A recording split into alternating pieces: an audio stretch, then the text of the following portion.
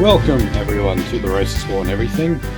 We're on episode 249, coming to you on a very cold Tuesday evening here in Perth. And got a bit of a full house tonight. You're joined by myself and Nolsey as usual. Hello. But we've also got Fluoride and Bog also joining us. So welcome, boys. This would be Bog's debut on the racer. Well, Bog, did you want to introduce yourself very briefly? Is there any kind of profile that you have to share? To be honest with you, just think of me as, the standard commenter. Okay. Not really anything, out of the ordinary. It's like a feral raccoon. I found it in a dumpster. Yeah. Yeah. Fucking raccoon. Possum. We're here in Australia. Oh, sorry. Americanized. Okay, that's cool. We'll go with that. Well, this will be much like any other episode, and we're starting with a very familiar topic. We're going to start by talking about Israel and Gaza. So I caught Anthony Albanese on Insiders on Sunday being interviewed by David Spears. They did open up the discussion on what's been going on in Gaza recently. The viral image has been of this 1-year-old boy who is severely malnourished and, it basically looks like a skeleton. And Albo was commenting on that and saying, clearly this 1-year-old boy is not a Hamas fighter. And anyone with any humanity would have to be moved by such images. So it went on, David Spears went on to ask him, is Israel breaching international law? Albo did not answer that question directly. He did sort of dance around it a bit. But yes, indirectly, or at least he implied that, yes, Israel is quite clearly breaching international law. And he also said it was a breach of decent humanity and morality. So this is the kind of language that, if you remember when the conflict first started back in October 7, 2023, Albo would not talk in terms like this. Remember, you couldn't even use the term collective punishment. That was a complete media wipe. It was a complete media wipe on this. Now, granted, there's Rathbone, which I hate him to his core because he's a dirty fucking commie. But he's right. He did actually comment on the kind of media suppression that is both like it's unilateral left and right. Unilateral media suppression done in the Anglosphere about certain terms, including collective punishment. Yeah, well, that was the term that Ed Husic, who was the science and technology minister, I believe, he ended up using that. And with the exception of Fatima Payman, who, of course, just went rogue and went independent, that was the strongest use of language that was used. And, what happened to Ed Husic? He's on the backbench now. So... fallen from grace. Stepped on that line mine. Yeah. Actually, he just said... He made some comments about this recently as well. And he said that Labor should recognize formally the Palestinian state. So remember, the ALP is not willing to do this, not yet. The reason for that is because, well, two things. One, not all of the hostages have been released. And two, they will only recognize a Palestinian state that is not run by Hamas. And so with them still in the picture, to declare support for a Palestinian state now would effectively mean to support a Hamas government. So the ALP will not do that. Is the Hamas government seen as a terrorist organization around the world? Yeah, I mean, that means that we shouldn't recognize the state of Israel either. because we've clearly got a terrorist regime that is committing collective punishment and genocide against another nation. So we're talking about the poor bloody skinny bastard, this poor fucking kid. This before the conflict happened and the fucking food stopped. Before even then, they were receiving food equal to the minimum amount in order to survive. That's how much for each person in fucking Gaza. That's what was being sent to their prior. That means fucking starvation hits like just like that. Oh, suddenly you're no longer receiving exactly enough calories anymore. Wham. Yeah. Well, not surplus. They had no surplus in the first place. They had exact amount that would allow the population to live if spread evenly across the population. But you know, it didn't fucking get. Yeah, that's fucking horrific. That's evil. No, but don't you know it's all Hamas's fault? Apparently, Israel has actually been letting aid through and aid drops in, but when those hit, Hamas comes in and steals it all. That's literally what they're saying. Didn't they kill like 1,000 people that are receiving aid? I thought that was happening. What's that? Aren't they shooting people? That as well. Yeah, I mean, when we did this topic last week, Albo, was recently commenting on aid supplies where they were gunning down people in the line. And that is not the first time that's happened either. Like, or the third or the fourth. Like, God they feel threatened. They feel threatened, so they have to kill the crowd of people. It's not like it's a news report. Remember, you can actually view, quite horrific videos of this anywhere because they get posted and reposted constantly. Yeah, probably by their own soldiers, so they can laugh about it and look at what a high score they got. Either or, to be honest with you, I personally don't come across them, but I do get them shown to me, and it's it's horrific. And it's like 1,000 since May. Yeah, and you don't have you can go through all of them and you won't see them twice. I mean, look, the only people who actually believe the Israeli line that, Hamas is the one actually disrupting the aid or they're the ones attacking the aid lines, the only people who are buying that are boomers who watch Sky News. I don't think there's anyone else. So if you're a conservative who's like, I don't know, under 40, you basically, those conservatives are also saying, this is genocide. This is collective punishment. This is planned starvation that they're engaging in at the moment. Now, at the same time, though, we've got our opposition, our coalition, Dan Tehan, who, of course, wanted to be the leader.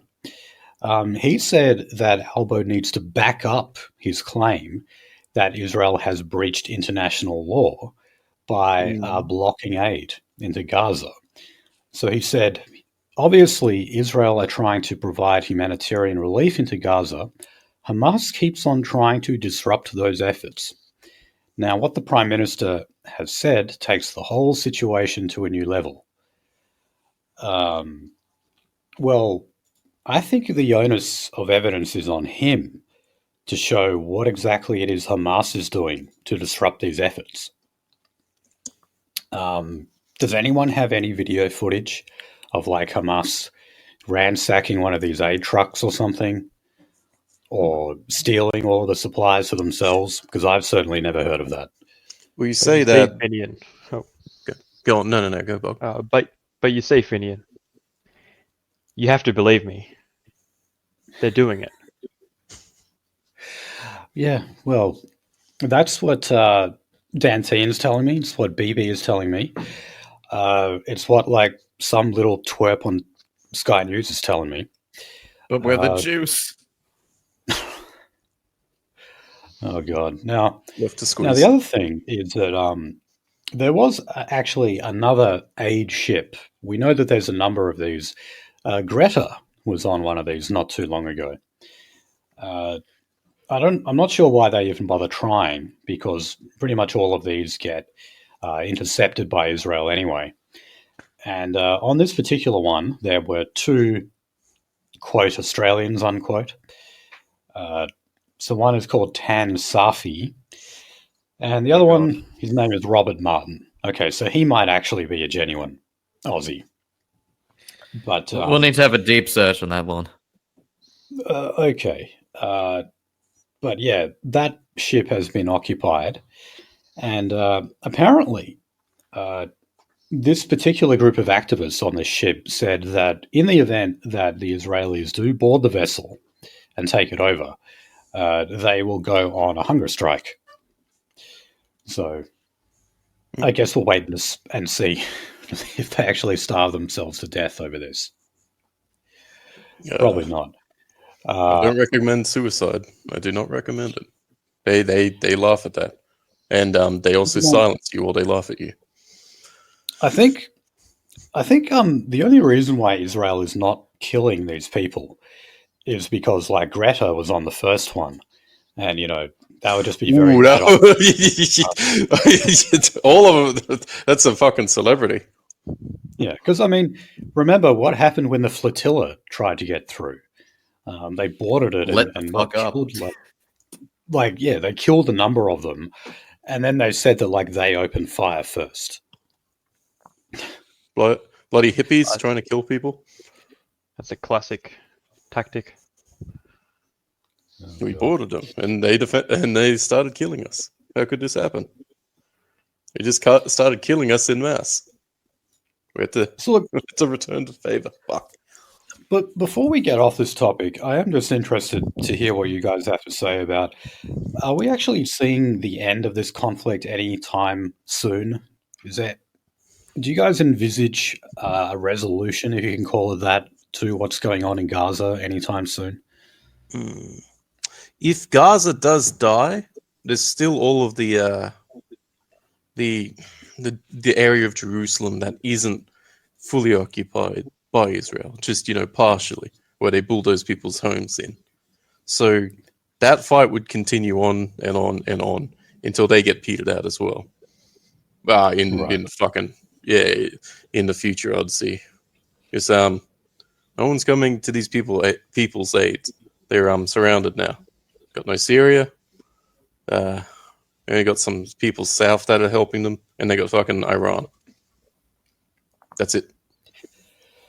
Yeah, and Iran is doing their best to kind of exhaust Israel's missile supply. I was reading during the last raid, Israel almost ran out of intercepting missiles to deal with Iran. So nevertheless, they're still doing damage, even though they've still got missiles defending their shit. Ports are being damaged. Homes are being damaged. I'm always disappointed by Iran. But I am perpetually disappointed by Iran. And also, to a degree, Egypt. But again, if Egypt opened their borders, humanitarian-wise, it would be over by the end of next year because there would be no Palestinians and etc. I think even Mike Pinovich said this, why doesn't Egypt open their borders to Palestinians? Why doesn't Egypt open their borders to Palestinians? It's because that would help you.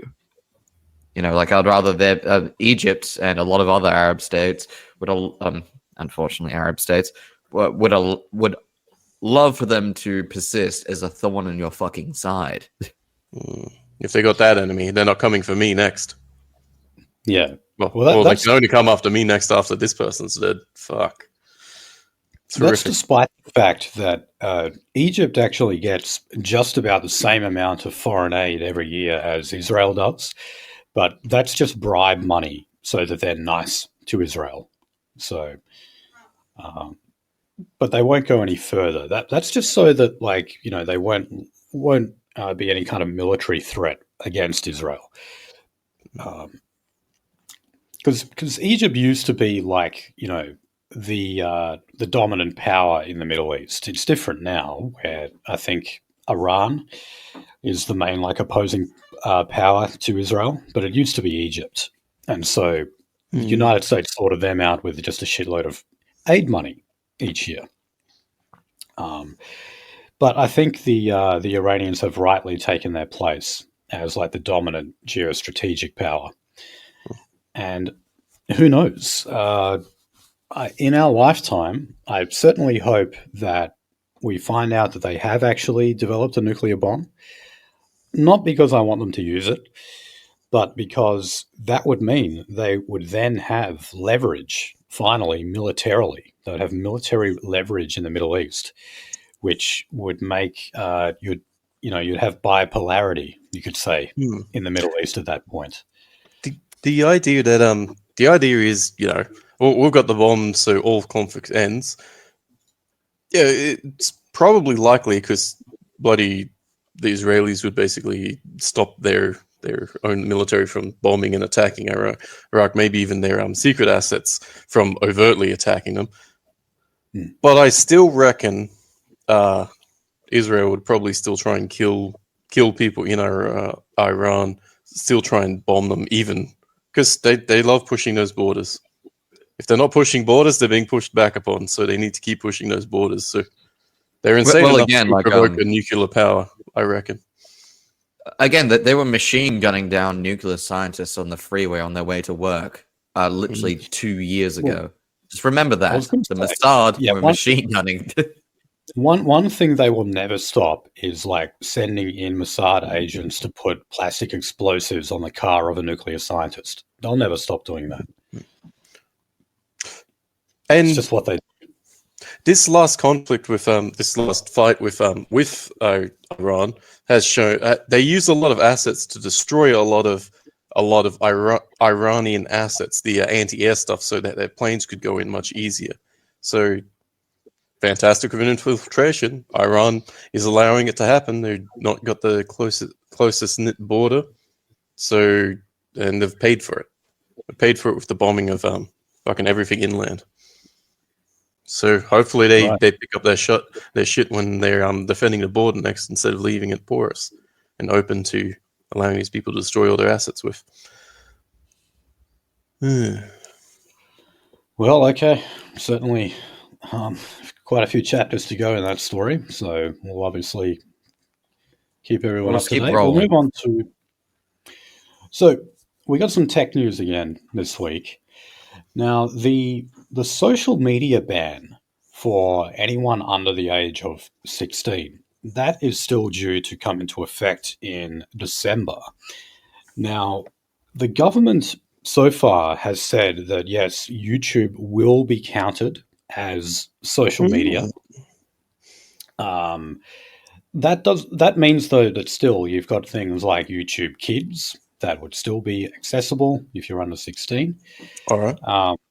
I would also add the caveat is that YouTube Kids still had some like dodgy material on it, like the oh yes, I love my foot fetish material. All those Gmod, based films. Essentially. Well, the ones I'm thinking of are the ones where like Spider-Man was like simulating a pregnancy or giving birth or something. Hellsgate. That weird shit. So I hope all that stuff is gone. But there's always the kids song "Reach for a Cop's Gun." That spread like wildfire when they put it in the algorithm. Oh god. Yeah, do you remember? Yes, cops are our friends and they want to have fun, so grab his gun and run. Oh god. I'm glad I've not heard of that. Anyway, Google, who, of course, because they are the owners of YouTube, they've sent a letter to the communications minister, which is Anika Wells. And they've said that in the event that YouTube is included in the social media ban, that they're going to be considering their legal options. Now, that would include even a high court challenge, because they're saying that banning YouTube for under 16s would be equivalent to restricting political freedom and political communication. Oh, you two-faced cunts. So this is actually the exact part of the Constitution that our guys have been talking about, when it comes to the banning of Nazi symbols and Roman salutes and that kind of stuff. I think there's definitely an argument to be made that such laws are unconstitutional because they're restrictions of political communication. Now, YouTube is going to be arguing the same thing. Now, I don't see how that logic would really work when it comes to YouTube, because certainly people use Facebook, and the biggest culprit in this case would be Twitter or X as a platform for political communication. X basically and raping Will Stancil. Well, okay, but Twitter, it was never the intention, but Twitter did basically evolve into a political microblog. Obviously, people use it for other dumb juvenile shit as well, but, highbrow Twitter is pretty political. Mm-hmm. They're still included in the social media ban, so I don't really see how that argument could work for them. Nonetheless, Google is obviously very, very well resourced and willing to take up a legal fight like this in the courtroom. For a company that doesn't make money, how the fuck? Yeah, I always hear some people. I've heard people say that like YouTube runs at a loss or something. That's not true. Like people say that that's a way of just like encouraging people to use other Google products. But no, YouTube itself does not run at a loss. They make a shit ton of money off it. YouTube Red just went up to $40. Okay, is that the one you use so you don't have to watch ads and stuff? That's it, and you get other ads. Yeah. No, you watch ads by the producer because they present their gamer subs, etc. Oh, what's the point? It's part of the video as opposed to added in, the little yellow bar. Welcome to the fucking future, old man. Ads are just fucking everywhere. Oh no! Right. Who must download sponsor block on their web browser? Right. Use the free version and then use uBlock Origin or something like I do, and you never have to watch ads. And I basically never watch YouTube on my phone, so I never have to watch those ads. YouTube revanced. Okay, now, last week we covered the story of Steam banning hundreds of sexually violent games from their platform. Really? After letting them on, for fuck's sake. Yeah. I know. I was sort of there for the first one. Sakura Spirit. Yeah, it was a big thing back in the day. Not your proudest boy. I have I think 90 hours on it. Just idling, but yeah. It was a big thing back in the day. Definitely, if you had a friend with that game on, you were a real gamer. Fuck. What? But yeah, I have not heard of it. Did it have sexual violence in it? It did not have sexual violence, but it was one of those anime games with the large-breasted women. Okay. Depicted as drawings, Japanese drawings. Well, I mean, that was nothing new. Like, remember that fighting game Dead or Alive? And how their tits would always bounce up and down? Oh, yeah, and you get the mod. I mean, there was always, like, sexualized stuff. I guess, like, Tomb Raider, Lara Croft, she was, like, the first hot collection of polygons.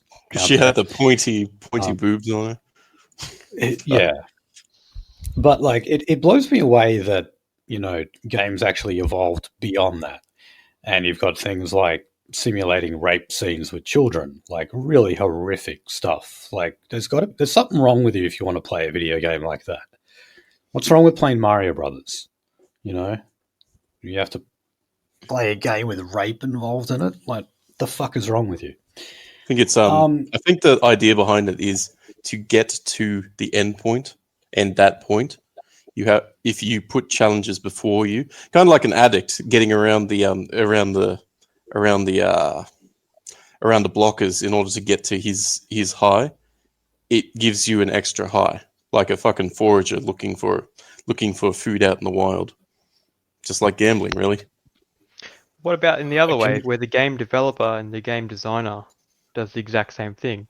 They need to make a game that makes them famous. So, well, guess what we're going to put in our game? Mm-hmm. It's a selling point. We all have a personal friend that we all know about, and we hope seeks therapy that is very addicted to a game about horse girls. Oh, that poor guy. Oh, God yes. save his soul. Yes. I hope that horse girl racing game is going to destroy a generation of men. Well, look, someone who is standing up for your right to play games with simulated rape is Elon Musk. Thanks, Elon. Very cool. Are you trying to make me not like him anymore? So anyway, there is a petition that is circulating on Twitter at the moment that is calling for these games to be reinstated. So it's also Visa and MasterCard, the top two credit cards, they had something to do with this. Like, it's a boycott on their end as well. They will not accept payments if you want to buy any of these games. All right, fair enough. This is quality fucking censorship of something that needs fucking censoring. Yeah, but Elon has a response to that as well.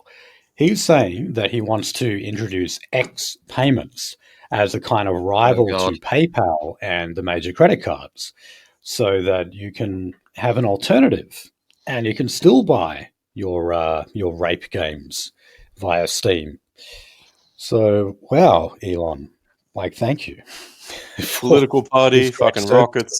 Wow, free Is there a way, Mr. Fenianowitz, that we could get in front of this economic venture?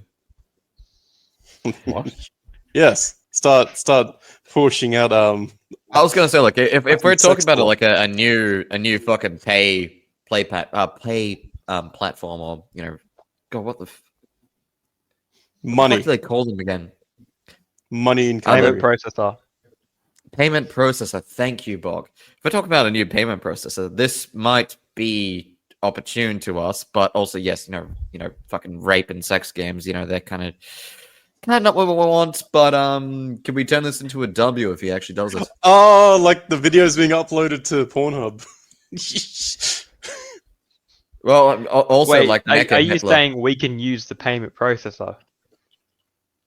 I was going to say, like, is there an avenue? Is there an avenue for using this payment processor? Look, guessing Elon Musk prior convictions, I don't think. I think he'll make a cutout for us if we're big enough on it. Yeah, you got rid of Alex Jones. You fucking. He's banned Kanye about 400 times off Twitter. Keeps letting him back, though. Okay, so if you're horrified by the idea of those games existing, I'm sorry to tell you that it gets even worse. So there is a such thing as artificial intelligence tools that can create child sexual abuse material. Oh, no. So, animated. No, we're not talking about the 10-foot fucking pole. Get this, destroy this demon shit right now. Well, there's the thing: you can't put this genie back in the bottle. So Kate Cheney,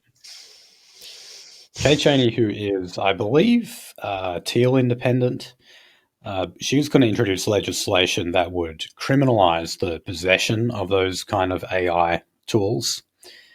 And this was actually something that Grace Tame, the former Australian of the Year, this was something that she was calling on quite recently. Grace Tame, remember, she got Australian of the Year just because she is a victim survivor. That's the proper term now, isn't it? That you call them a victim survivor. Well, if she wants to use her high status for good, fair enough. But he could use a celebrity that does that. The problem is, she went side by side with Brittany Higgins and all that kind of shit. Basically promoting the idea that if you accuse a man of rape, then he did it, and you should do away with the idea of due process and simply believe survivors.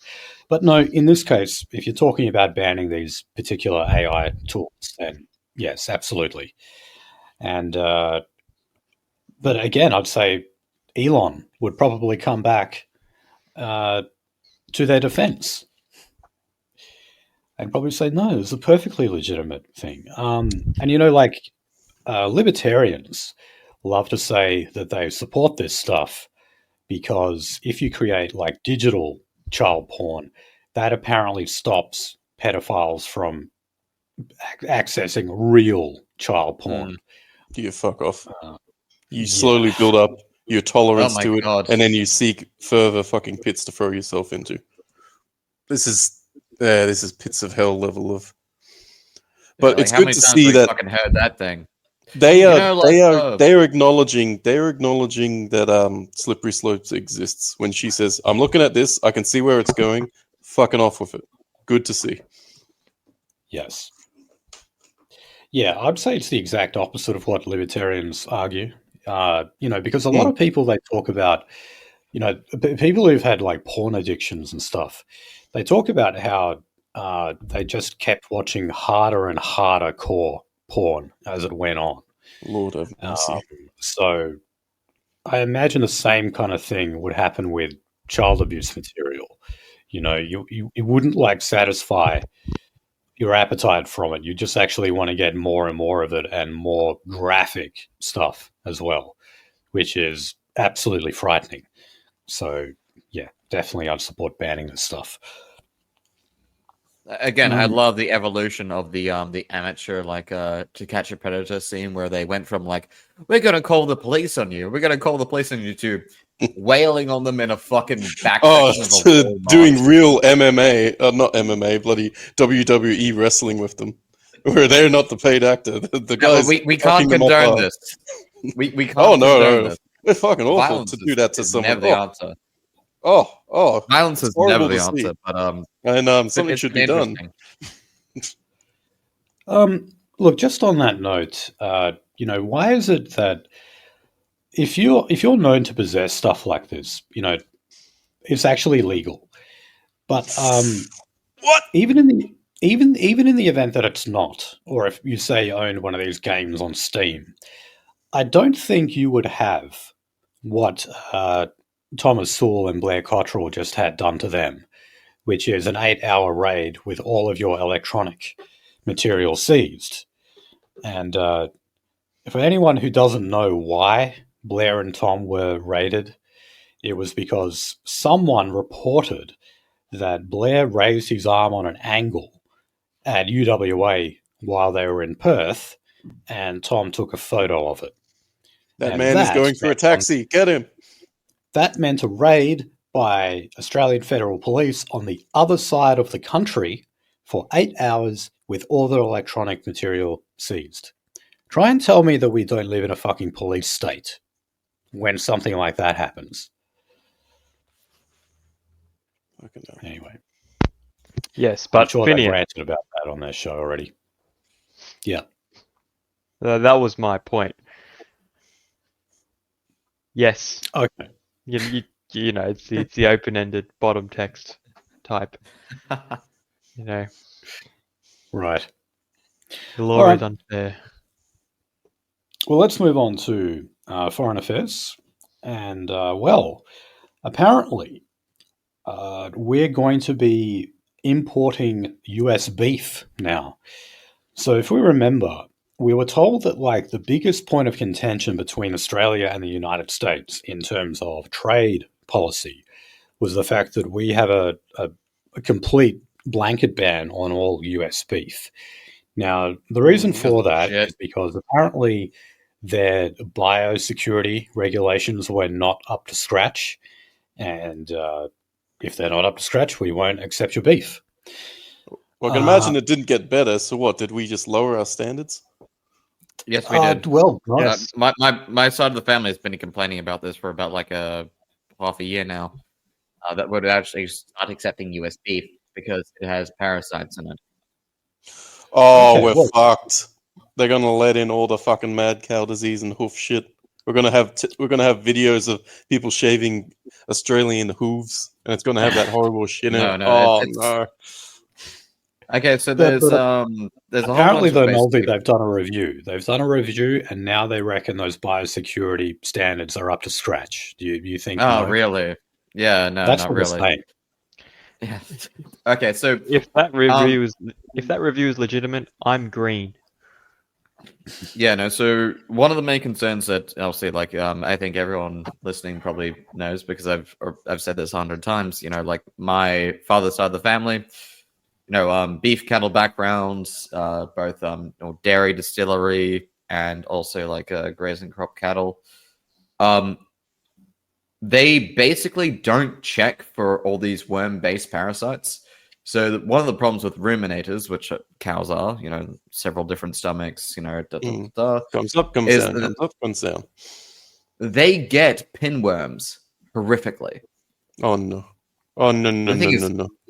Australian cattle through literally, I'm not even fucking shitting you. 150 years of being hard on parasites, being hard on any like, you know, like tea leech, etc. Things that actually give a cow parasites.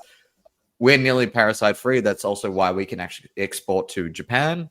So if you go to Japan, there'll be some, you know, barbecue restaurants where you see like, oh, Australian beef. Australian beef will be on the menu right next to Kobe, right next to all the cattle that is raised over there in Japan, and it'll be given the same grade because we follow hard standards. American beef does have problems, and they might bring them here. Well, yeah, I mean, look, I do find it a bit coincidental that this review suddenly says everything is okay, only months after Trump imposed the 10% tariff on, well, pretty much all Australian goods. Now, what was interesting is that even though we've said, okay, now US beef is fine, Trump actually said the other day that he's going to be considering raising the tariff on Australia to 15% or even 20%. Now, I don't know if this is just one of those random thought bubbles that Trump has, but like, why on earth he would say that right after we basically gave him what he wants? Because I thought, isn't the point of the tariffs was to like force all of the trade partners back to the negotiating table and give the US what they wanted in terms of trade? And in this case, it was to accept their beef. They've got that. Why on earth would he then want to raise the tariff? So here's the thing is, it wasn't any big diplomacy thing. It was fiddling the numbers to say it's approved now. You cannot unapprove it. It is currently stuck in the approved status, and it's going to take a hell of a lot of work to unapprove it. And therefore, oh, you've done what I've wanted? Well, do the next thing for me until he is satisfied. Fucking idle to deal routine. It's clever shit. And we're going to get basically Varroa Destructor, which was with the bees. I might have gotten that wrong, but the bee parasite, little fucking orange things that fucked our bee populations over. We get that for cattle. I imagine it's also going to cross across to our fucking to our pork, to our fucking lamb. What else have we fucking got? But basically, yeah, shit's gonna. It won't go between livestock. A lot of those things are really specific to livestock. A lot of people forget that, like, beef, sheep, pigs, and bees are down very, very different evolutionary paths. They're not even the same fucking, well, and sometimes the same mega genus. Sorry, but yeah, no. It's not. It won't cross that way, but like, yes. Well, trust me, if we get a parasite in pigs, we're dead. Like a decent parasite. Oh yeah, they're very, very similar to us. What, 98 or something %? 97? Oh yeah. Well, same as a banana. Fucking bananas. Okay, so let's talk about our relationship with China. China. And specifically about Hong Kong. which of course is part of Greater China. So there's an Australian man is among 19 foreign nationals that Hong Kong police have just put bounties on. And this Australian man, his name is Feng Chongi. Doesn't sound too Australian to me. But basically, you're talking about people who are political adversaries who operate in Hong Kong. They basically support Hong Kong democracy and independence. And, China are very good, actually, at chasing their own people around the world, including in Australia. So a lot of Chinese people who are illegal immigrants in Australia, China does a better job at rounding them up and sending them back to China or to Hong Kong or whatever than Australia does. So I don't understand how, because even bloody iPhones will see two of them together and basically say this is the same person. So fucking difficult job bloody getting bounties on these bastards. They got the Chinese bloodhound. Nice.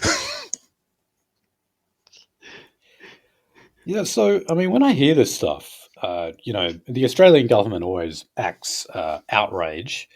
And Penny Wong said that freedom of expression and assembly are essential to our democracy.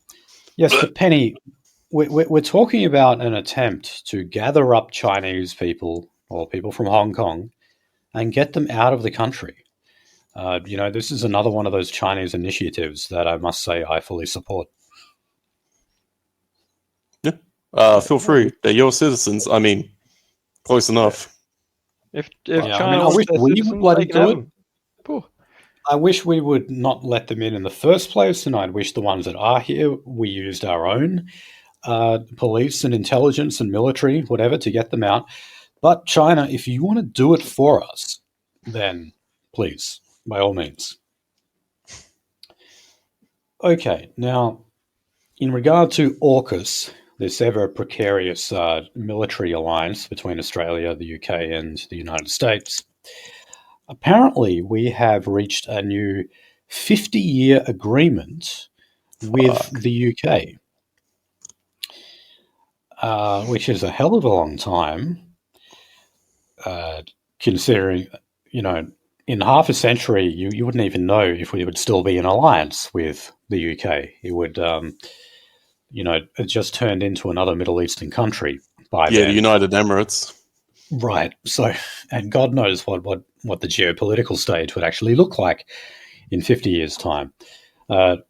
Nonetheless, they have done that, and everything seems to be cool between us and the UK. However, we've not sorted everything out with the United States. Now, this is said to be the main thing that is delaying a meeting between Albanese and Donald Trump, because they apparently, they've only spoken on the phone. They have not actually met face to face yet. But what the United States is effectively demanding is that Australia increase our percentage of GDP spending on the military. I forget what the figure is exactly. But, Trump loves to say that other countries need to pull their weight when it comes to military alliances. Into fighting their war. Yeah. It's like, we need you to spend more money on your military to fight United States wars in the future. So even though Australia gets into every single war for Zog that we possibly could, we're still told, you're mooching off the US military and you've got to spend more money of your own. But yeah, the other thing that, they've kind of got us by the balls, because remember, part of this whole AUKUS agreement is arming Australia with nuclear-powered submarines. Now, we're still told that we are going to be manufacturing those ourselves here in Adelaide. But I think everyone knows that the only way we're actually going to acquire these submarines is if the United States gives them to us. That's it. That's some really fucking hand-me-downs. Hand-me-down things that are no longer fit for purpose. Probably better off scrapped. But we're going to keep them running for half a century. Yeah. Again, I talked about this originally. The same sub that I went into, walked around inside of in Manhattan as a HECS Notes teenager. Oh, that thing we're gonna be using. Fuck. So we're gonna get a fucking metal tube that's been in the water for 50 years and sold to us as new. As long as they don't dive, they just float there. Should be good. I love the optimism. They're they intend on making them here. Remember Adam Bant used to call them mini Chernobyls? Oh, fuck you. It's a fucking reactor. It's going to sit there and be a little bit radioactive around itself, should it sit there. It's actually pretty safe when it's under the water, you know. Of course it is. Just remember that the Titanic, the operation, the funding from the operation to take photos and quote unquote identify where the Titanic went down was only funded by the U.S. government because, again, HECS Notes, a U.S. fucking nuclear submarine went down nearby. Oh, what a quinkydink. Scraped against a reef, like a deep sea reef, and literally was cut open like a fucking tuna can. Rip everybody inside. Its cradle was like completely fine, and the nuclear reactor was HECS Notes also still fucking running. You'd hope so. I mean, it's getting all the water it needs at that point. But then again, that's salt water. Well, the thing is, that thing could literally be ripped apart, crushed, destroyed in one of the most destructive environments in the entire world, and it's still fine. Did they end up using it again? No. Oh, fuck. I'm still delighted every time I hear that after Chernobyl, the other reactors, they just kept running and producing power until the plant went out of commission. I think that was 2002, from my memory. Yeah. Also, again, it's not the thing. It's not the fallout. It's not that. It's just bad fucking design. Yeah. Well, modern reactors are very. Well, they say they're very safe. Well, we haven't really been working on them, have we? I mean, flaws. We're no longer putting those wacky tips in the end of the emergency release, but well, in the United States, isn't it like the last nuclear power plant they constructed is like from the 70s or something? I think. I want to say that. I want to say that's just FUD, because I've heard of new nuclear projects being constructed in the United States recently. So I don't know if it's been opened up again or what, but Vogel Unit 4, April 29, 2024. There you go. Oh, okay. Still going up. That's interesting. Okay. Oh, all right. I don't know where I heard that from, but all right. Urban myth debunked. Well, let's move on to the economy. And we've got a new policy proposal put out there by the Australian Academy of Science. And they're saying that businesses, large businesses, that are not investing in their own research and development should be taxed at a higher rate. Ooh, clever. And then the money that they raised through that taxation would be used to fund public investment in innovation. In other words, publicly funded research and development. I love the idea. Because as far as I understand it, the most minimal thing that is invested in is research and investment. You're better off going for lobbying than just developing something new. Okay. Yeah, if they want to do that. Manufacturing is about efficiency, remember? So if they're not producing something efficiently, spending as little money as they can producing it, they'll obviously spend the money to make their operation more efficient. But once they've made it as efficient as everyone else, there's reason there to stop and then move into lobbying. I love contractors. I got to say, I don't really know on this one. I'm just thinking a lot of these companies, because they're large multinationals, they just simply don't need to do a lot of their research on Australian shores.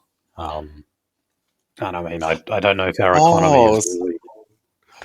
On top of taxing them, they have to do their research here. This is some pretty great ideas then. Yeah, like how we had a homegrown industry beforehand. Now we've got a homegrown industry. We had a homegrown. That'd be great. We had our own fucking country. Oh, oops! We're Sorry. fighting for fucking scraps. Giving them scrappies. We lost our fucking manufacturing. We lost fucking everything for the houses. Are a joke at this point. It's laughable. Like God, the CSR are they're all in the ag business right now, and God. Like nationalists of the entire world don't think you're winning back your country, you're winning back, etc. Think that you're stealing back your country because that's a better description of what you're actually going to do. Yeah, the CSIRO just researches methods of harvesting cotton, and also tries to tell you that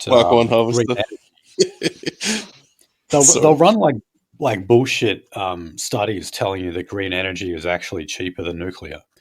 All right, so it's a political party. Well, I mean, you got to look at the people who work at the CSIRO, and I remember me and Nolsey went through that research paper, and the CSIRO is made by scientists. It's not made by the engineers who would be involved in, say, the construction of a nuclear plant or in green energy or something. And they basically were not qualified to produce a study of that kind. But the government put its backing behind it. They absolutely did, and that was used to discredit Peter Dutton's nuclear proposal. And then you had that other bullshit report that said that nuclear was going to cost $600 billion. That was more than 2 years ago. Which was utter crap. Just utter bullshit. Again, I had to fucking I had to research, outside the show, be is this price actually, what's going on? And I found out they literally used the most expensive nuclear reactor in the entirety of America, and then scaled down the costs to Australia, and then amped up the cradle to grave by a factor of 1.5 to make it sound bad. I think Rennick even basically fucking debunked this. The boot. Dalton at the time and Hasty. Fuck that. I need Grok to let me know how efficient it is. Grok, what's the efficiency of this shit? Well, again, Chernobyl is only a statement to know, only an experiment to know that we can't trust Slavs to boil water. Well, at the time, Chernobyl was it was already outdated, ironically enough, when it was being commissioned. Being built, actually. My bad. So it was an old style. They were already designed, but because the Soviet Union's insistence on building something like that, the speed of which they could build a RBMK reactor at was far greater than building anything else at the time. So they built they're used to building this shit. They know fucking and that's T-34 of nuclear reactors. Yeah, and that's why it was at a higher risk. It was because it was an inherently shit design, whereas now the modern reactors tend to have a lot more safety inbuilt that reduces things like this, such as not having a basement full of water. Look, it's fine. It's just sitting there. It's not like it's coming to your house and eating your kids. That water sitting at the bottom of the thing's fine. Look, that's the water that can fuck. You know, when you hear the big bang, that's the kettle boiling. Oh. All right. But again, okay. Yeah. We'll continue on. All right. Well, look, just quickly on Labor's plan to tax unrealised gains in superannuation. Again, it looks like they are actually pushing through with this. The Australian is saying that some backbenchers in the Labor Party have been speaking to them, and apparently there's a large number of MPs who oppose the tax and have been urging Jim Chalmers, who's the Treasurer, to scrap it. This is also perhaps the issue that the coalition is holding them to the most. So in the first question time, which was Wednesday last week, I believe, since the election, there were actually 6 questions on this. Now, Labor have already pushed through a lot of things like the 20% reduction in HECS debt, but this is still something that they're yet to formalise. So there's still a chance that they'll scrap it. That was my prediction early on. I didn't think it would have survived this far, because it really just seems like one of those taxes that is cumbersome and targets a very small section of the population and doesn't actually raise that much revenue anyway. But apparently the books are in such dire straits at the moment, and our debt problem gets worse when we do a 20% cut to HECS. The Labor are just kind of desperate to plug the holes in the budget at the moment. So they're not even getting enough tax revenue coming in through all those migrants that they keep letting in. And, well, wow. keep it up with the chop, boys. It's working. Fuck. I'm referring to the tax on the fucking tobacco, making people go for the chop, and that's making a huge fucking loss for tax revenue. Are pouches taxed less than rolled cigarettes, or is it just because they're a lower price? Chop's illegal from China. Oh, sorry. Yeah, it's that asbestos liner tobacco. Oh. What? Asbestos? Oh, I'm just saying it's probably poisonous. the fucking Chinese tobacco chop. Yeah, that shit's probably poisonous, as opposed to normal tobacco poisonous.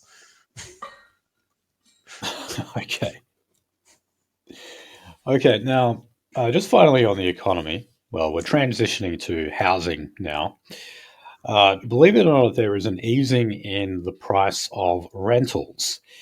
Now, that does not mean rentals are going down. No, it still means that rental prices are on an upward slope. It just means the rate of growth is slowing a little bit. And remember, this is all that the major parties want to give us. None of them support a reduction in rent or a reduction in house prices or mortgages or anything like that. They just want the rate of growth to go that little bit slower. So apparently, in the last quarter, we did get that. And that is putting downward pressure on inflation and even interest rates, meaning that we might have a cut to interest rates before the year is out. If we did, the bubble pop, Finian? Will the bubble pop? I mean, it'll be no more than 25 basis points that will be a tiny bit of relief in an ocean of pain. So it will make barely any difference to people. But it's like, oh wow, like median rent prices are like $700 bloody a week, but the rate is slowing. Isn't that great? Okay. I've actually personally noticed the rental prices have stabilized for the past few months now, which is kind of funny in saying that. They have, yeah. Yeah, which is, it's something, but I think from what I can see, it's due to more market factors than any government factor, assisting it if they were doing anything in the first place. Yeah, but I mean, the only way things can get better is if they actually go down. It's not enough for them to stabilize, because the rate of growth has just been astronomical in like the past 5 years or so. Ever since we reopened after COVID and that. Yeah. To make up for like those 2 years of lost economic growth, and we've just absolutely fucked it. The demand has to go down. That's for sure. That is the only way you can actually deal with this, is if you've got stagnant supply, which is what we have in this country, then you need to reduce demand, and that means reducing people. And we're still not doing that, as we'll discuss a bit later. Okay, so look, specifically on housing, and here we go again. Here's the major parties simply talking about secondary solutions. Like, they'll never actually tackle the real issue of immigration. And so now they're talking about changes to capital gains tax on properties. So, for example, where you've got investments where bedrooms are in the family home are rented out, well, then, maybe you just want to lower the amount of capital gains tax on that particular property. So there are Labor and Liberal backbenchers who are considering tinkering with the books like that. And, it's no better than, say, these ideas to use your superannuation for a deposit, or the government, like going halves with you in a deposit or something like that and having a shared equity. All of these things, and yes, these changes to capital gains tax, all of these things would actually increase demand. But as we said, like, the only way you're going to have a meaningful impact is if you reduce demand. Yet all of these ideas that they keep coming up with. But sir, I am Indian. Need to buy a home. Indian. Sir, it's please. Just infuriating. Do the needful. Please, sir. I cannot fuck up your country, sir.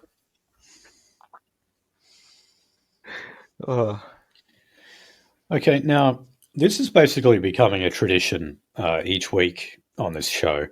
We're basically going to run by a whole heap of examples for you, demonstrating just how shit the housing market is in this country.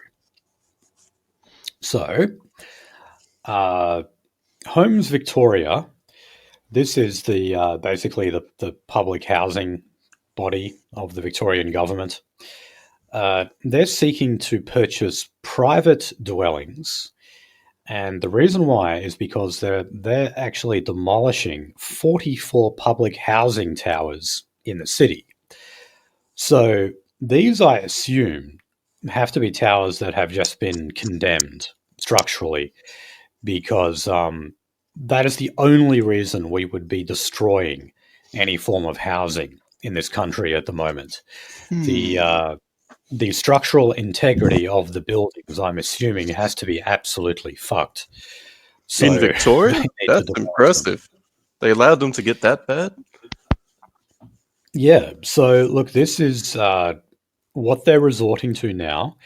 So Homes Victoria has put up an advertisement for a home buyer whose duties will include acquiring properties as part of its high priority tower relocations program. That's an interesting job. You're like the BlackRock guy in America, buying people's houses up. Oh, our boy Larry Fink. Yeah, so what they're doing is they're destroying 44 public housing towers, and then they're looking to relocate those displaced residents into already existing housing. elsewhere in Victoria. So another thing that will push housing prices up. Gentrify the area a bit. Yeah. They mentioned like, what was it? Well, I'll just call it single occupancy units, essentially, or private dwellings. Sorry, the tragic small house. Sorry, private dwellings. But he is pictured a single occupancy unit, I would assume. So they're going to buy apartments again. Don't think they're going to buy houses. Of course. Yeah. But we're not thinking that, just a lovely house for these people from the towers. Yeah, I personally think just because this picture here of the Y sort of building here, there's probably a lot of free space around it, and that is owned. That's the same building lot, so I would assume they have plans to redevelop the whole site into let's say 4,000 SOU building with a 4-level underground parking, as opposed to the. Oh yeah, you need that parking nowadays. As opposed to the current odd building. They may be structurally fine. They may be poor design, but they may be structurally fine. That's sort of what I've seen around. I'll say. Okay. Weird shuffling of if that's the case, it's a weird shuffling of chairs on the deck of the Titanic. Well, I mean, last week we covered a story in East Perth where they're converting a whole bunch of hotel rooms into social housing. So, these are rooms that don't even have kitchens in them. So that's what we're resorting to now. Oh, so you're going to get the whole Grand Towers. Everybody's has to bring their own cooking equipment into there, and suddenly the whole place lights up. Like in the UK, that one fucking horror case where the aluminium set fire to the whole building. Little aluminium dust. Oh, fuck. The horror. Yeah, a bit something like that. Yep. Okay, now... People are going to set up their own cookers in there. Fuck. I just want to mention... some new figures. Oh, sorry. Yeah, go ahead. Sorry. Structurally, if you want to take an actual example, I'll use Mascot Towers, a popular one. I don't think it's demolished yet. Mm-hmm. And that building, it's fucked. And they're still considering putting people back in it? No, it's been this big fiasco. Nothing necessary, this could affect buildings around it, obviously. Yet it still hasn't been demolished. So if they're picking to demolish bigger buildings, then they probably see the land on it as a way they can put more people onto the land. That's my opinion. All right. Yeah. So look, we've got some new numbers on homelessness in this country, and apparently the rate of homelessness has gone up by 10% since Labor was elected back in May 2022. And this is the highest rate of homelessness we have ever had in this country. New high score, people.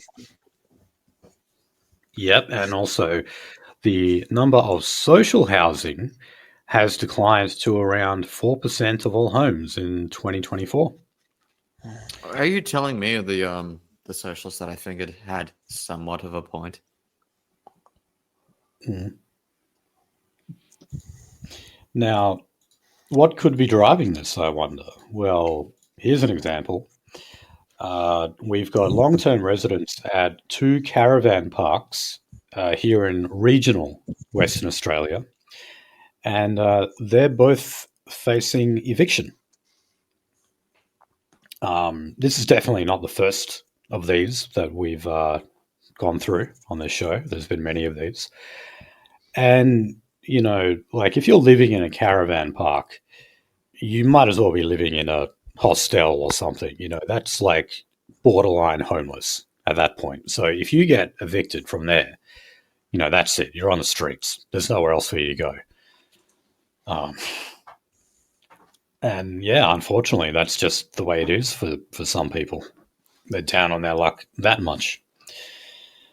And then, of course, you get makeshift, like caravan parks. People start setting these up in areas where they're not supposed to. Or you get, like tent cities, like they do here in Fremantle. There's definitely a lot more of those going up. And then you've got all sorts of issues like drug use happening there, prostitution, a lot of other kind of petty crime. Anything to get their fix. Yeah. It would be better if these people were in housing. Well, we keep them out of it. But there are some suburbs you move far enough away to, and they are just drug suburbs as well. Yeah. It's, yeah. Okay, now, over in Queensland, much like in Western Australia, they're starting to see even very high prices in regional areas.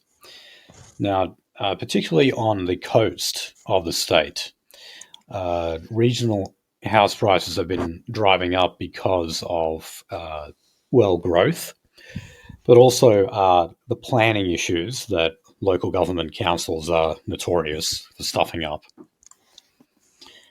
And that is sending those prices up as well.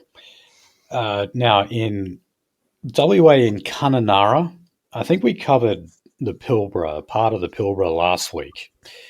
But apparently in Kununurra, which is in our Kimberley, at the time that this article was produced by the ABC, there was not a single property advertised for rent, not one, in Kununurra.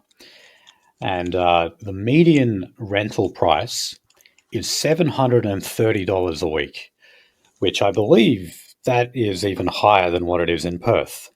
But we're talking about like a regional area in the arsehole of nowhere where not many people want to live. And you can't even get a rental property there. So I'm just amazed at how bad it's gotten just literally everywhere in the country, like regional or not. Like it doesn't matter where you live.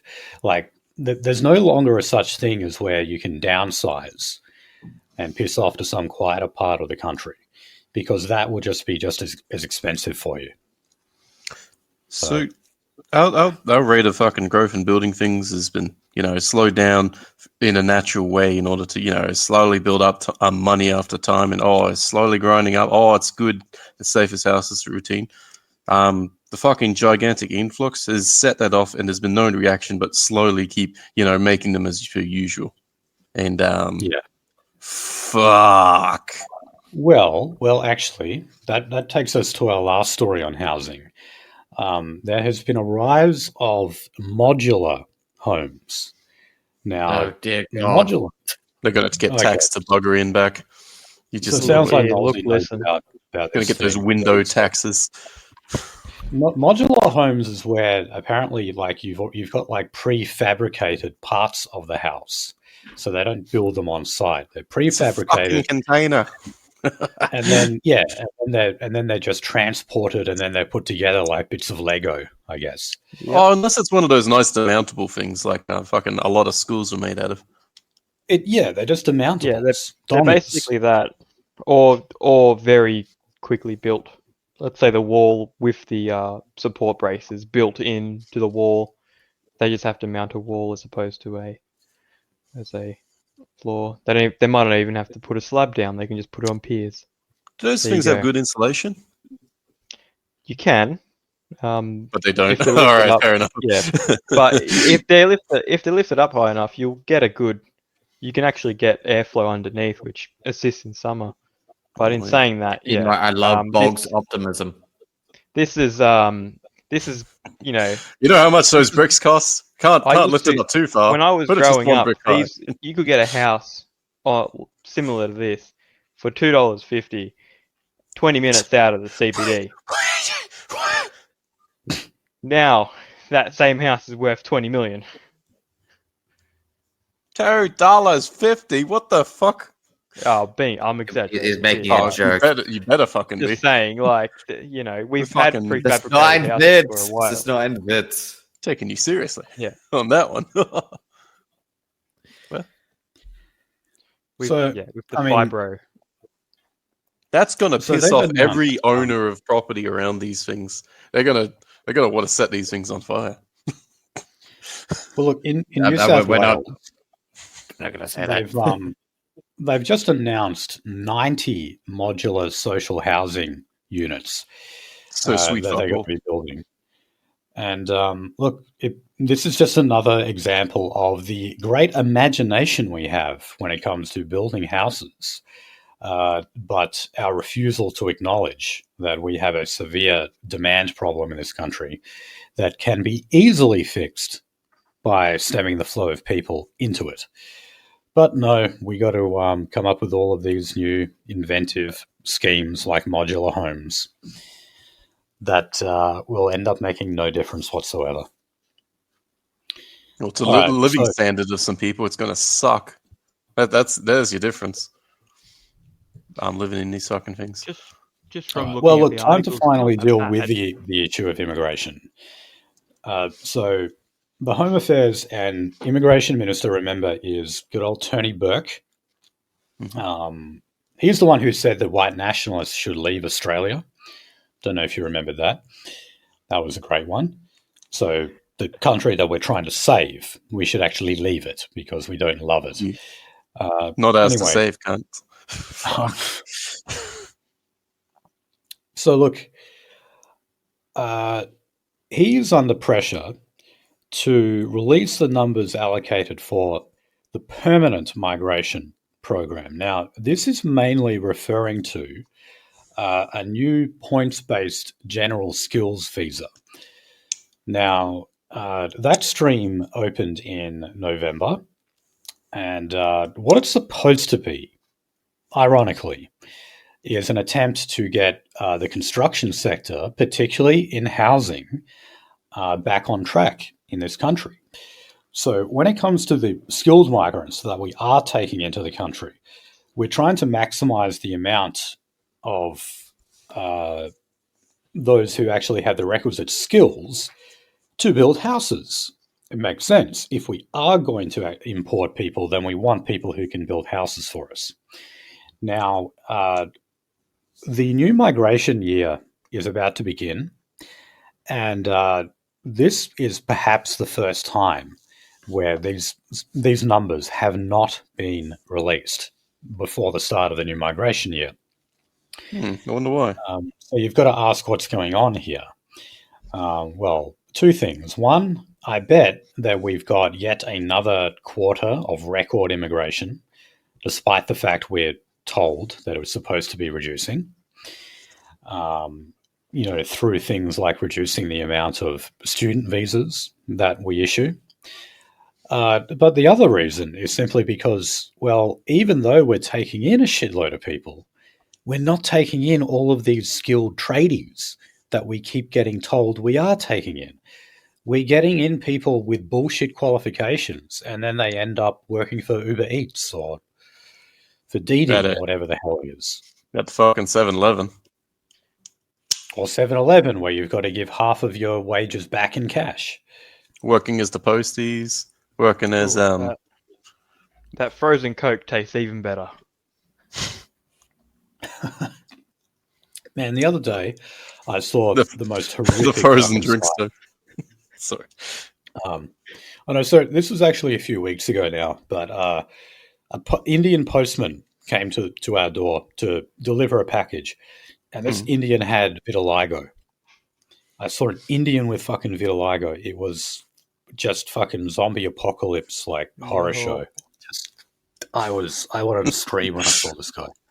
Not last night, but the night before. A wee Indian man came to my door, not with a banjo, not with a drum, but that's like half possible. At least that is like so rubbing it in my face, like a white nationalist meets Indian with vitiligo. Like, oh my God, what are you doing in my country? I'm here as a humiliation ritual. Me in particular. I got pulled out of the line and said, we want you. Tsar, please. Aryan Tsar. Novelty takes, just like the what was it from the Lost Camp of the Saints? The one guy with the child growing out of his head or something. You're a very novelty looking guy. Come along. Fuck. Okay. Well, we've only got one other story on immigration this week, and that is the number of asylum seekers who have had their application for asylum rejected but remain in the country is set to surpass 100,000 people. And I love this is now even the Australian is using this language. It says, as the undocumented migrant crisis continues to grow. You mean illegal migrants, not undocumented. Why are they taking on like these, like NBC America, like Orwellian speech? Oh, that's easy, because the sound of it and the sound of saying that, it's kind of a trigger mechanism of they should support these people. These are unfortunates who are just trying to get along. It's a brain fuck and it's a neuron activator for the people who are watching the telly. Yeah, well, look, these people, if you're in the country and you've had your application for asylum rejected, you are supposed to be deported. But we're in a situation where we have almost 100,000 people where that has happened, but they are not being deported because they lodge all sorts of other appeals to get other visas or delays to decisions and that kind of thing. And the lawyers are making bank on it. Yeah. Now, so, I mean, like, of those, we've got 42,905 people who are appealing their refugee visa decision with the ART. The number of asylum seekers who have exhausted legal options to remain in Australia has exceeded 55,405. And some of those have even applied all the way to the federal court. Now, like, who's paying for this, by the way? Like, I don't imagine that asylum seekers have hell of a lot of money. Who is paying for, like, all these legal challenges? I imagine the government is. Yes, of course. They're doing that, and sometimes it's some of these like human rights law firms that exist in Australia, and they're very well financed as well. But they're probably financed enough to know not to use their own money, but to use the government's money against it. Well, yes, of course. And it's infuriating. Like, even when like the law like clearly says no, you don't belong in this country and you are to be deported, we still don't deport them. We let them hang around for even longer, clogging up the court system and basically staying making it here too painful. indefinitely. It's fucking infuriating. So what would you suggest? Because I'm looking at the US, I'm looking at the fucking ICE raids where they went after the worst of the worst. And what do you know? They went for the next ones down the list. So what do you reckon? Some sort of ICE force here in Australia? Well, all that stuff is overrated anyway. I mean, those scenes in America with the rubber bullets being fired at Australian journalists and everything, I mean, how many people actually got deported as a result of all of that? I'm still willing to say that Barack Obama deported more under his administration, which I believe, if you compare Obama's 8 years to Trump's first 4 years, the rate of deportation was higher under Obama, even though Trump was supposed to build a wall and all of that. I think it was even higher under Biden. It could well have been. Yeah, wouldn't surprise me. Could be pulling that shit out of my ass, but and that's probably just because of COVID, because shutting down the borders and everybody being a bit spooked at the time. But yeah, if I think, go on. No, I think that Trump is very good. If he's good at anything, he knows how to manipulate the media. And he was able to create scenes with the ice raids and all of that, and all the people in California waving Mexican flags and everything. I mean, that is the stuff that like boober marketards just cream themselves over. They love that, and they see it and they say, "Oh, look, this is a perfect example of promises made, promises kept." Whereas if you were to actually break it down and look on paper what it is, when you draw out the balance sheet in terms of how many people they're taking in compared to how many they're kicking out, you're still looking at the browning of America. Ooh, but the average magatard basically just says, well, I don't care. So long as immigration is illegal, then I don't mind. If you filled out the application the wrong way, then I'd want you to get out. My good old bloke, Michaelia, once had a saying of when it comes to bloody politics, it's one of the people arguing that, I'm going to give you a whole $20, and the other guy saying, that's way too low. I am going to give you a whole fucking $80, $80 if you elect me. It's fucking sweet fuck all. Fucking one's going to, but here it's fucking one's going to maintain the exact same course. One's going to shave off a fucking percentage, and that's about it for a while, for about 4 years if you're lucky. Yeah. Okay. Let's move on to industrial relations. Now, we mentioned last week that the Queensland government has been pointing fingers at the CFMEU for widespread cost blowouts on government projects. So that's, to do with industrial action, but also to do with the hiring of security and police resources that are needed to kind of manage picket lines and that kind of thing. Now, as a result of that, they came out, or they announced an independent inquiry into what they call the culture of violence within the construction union.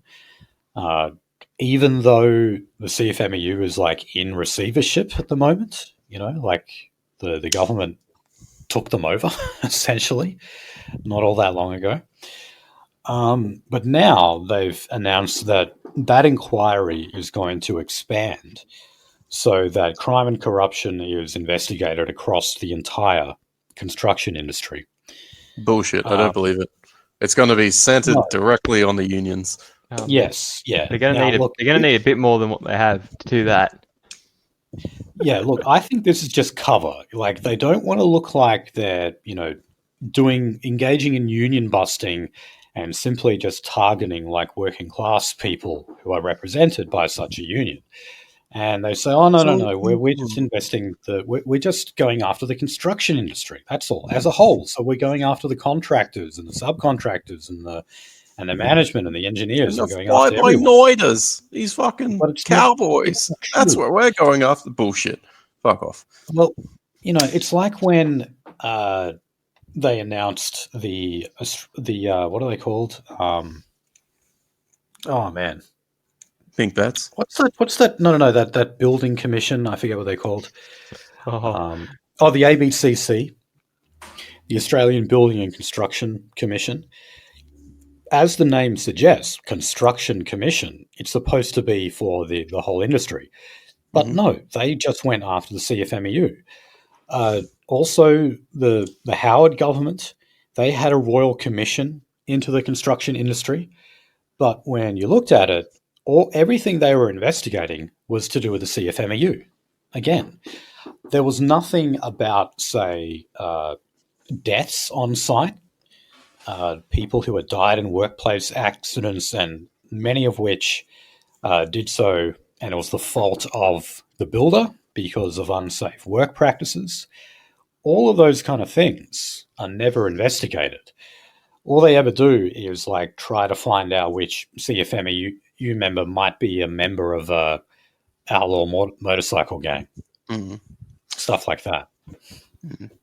Because you're saying they're looking at violence, and what sort of violence are we talking about here? Someone throwing down a power tool, someone fucking throwing a punch at the customer, each other, or are we talking about the unions using coercion to get their way and calling that fucking violence? Yeah, I mean, every now and then they might catch them on audio saying, like, if you don't do this, I'll fucking kill you, or something like that. Anyone who has worked on a construction site, and I think maybe all of us have, all four of us here, like Kevin Reynolds used to always say, it's not the lingerie section of Maya. People talk a certain way on construction sites, and it might seem pretty ugly to a lot of people. But when people talk like that, they're empty threats. They're not actually saying that they're going to kill you or whatever. Boy, walk faster, I'm going to shove these tines up your ass. Right. So, no, it's like, it's a very, it's a hard industry. You've got to be a pretty strong character. And, if you're getting involved in negotiations between union and employer, those get very heated. So, nothing new about that. But yeah, well, okay. Some of the language, this article does actually cite some of it. So apparently some of the language being used is things like, we know where you live and there is a bullet with your name on it. Okay. Oh, no. Sounds coercive. It does. These are set on a construction site? This is just fucking empty bluster. Oh. Yeah. Oh. It's the equivalent to reading a builder, or not the builder, a construction worker, bedtime story. I guess it does have a bit of a spooky mystique when you say, "Ooh, we've got bikers in here. Do whatever the fuck I say." And you say, "Oh no!" Yeah, a lot of ex-bikers move into construction because that's the only place that will either hire them or they can utilize their big powerful arms. They can utilize their physical strength. Laying bricks, carrying timber around, scaffolding, changing like money that. into invoices. Yeah. No, like when 60 Minutes, did their big investigation into all of this, the conclusion that I came to is that Australians don't want bikies to have jobs. I think that was basically the message they were putting out there. Like, if you're a member of a bikie club, you should not be employed anywhere. The universal hatred of people on bikes continues. Yeah. And yes, of course, like some members of the CFMEU are also members of bikie clubs because they have to bloody earn a living somehow. And by the way, isn't that better than the alternative of having an unemployed bikie who then says, well, maybe I'll go and sell drugs, considering I'm not making money any other way? Well, yeah, I'd rather, them on site than, doing protection rackets and all this other stuff that, Yeah, because I still remember when I was in a high rise and I was with an entire crew of fucking bikies with those anklet monitors. Yeah, you guys all got these matching ankle bracelets. They're all, and the worst part was they were all wearing like fucking high-end construction gear. Hammerfeld. Oh, was it all clean? It was clean as shit. I'm not calling them. That's why they earn the big bucks. They're here to make this. Yeah. The thing is, I'd rather them dead, Finian. You'd rather they were dead. Yes.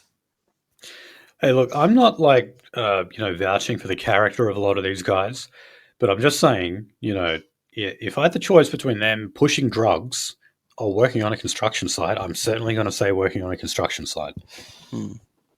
With bikies, probably for our upbringing, etc., comes a liberated mindset that I reckon can be a danger on the work. I mean, oh yeah, they're not going to be army regimented. They're going to be a loose cannon, to say the least. But are considering all that, do they get their jobs done safely usually, or are they a bit out there? in that, as I say, kind of a feral mindset. Are they a bit out there? And if you had a choice, you'd choose someone else. With the current outcome, they just tend to bury equipment in concrete and fuck everything up. I actually had one threaten to kick off an apprentice who was a scaffolder of a 3-story building. Again, I don't. Again, I'm sorry, Finney. I Only 3 stories. I don't. You might be able to survive 3 stories. The apprentice. If it's onto a 1-story house. No, it's just an initiation ritual for an apprentice. Yeah, there we go. No, got to jump in that kiddie pool from the 3rd story. The foam pod delivery. I won't agree with you here.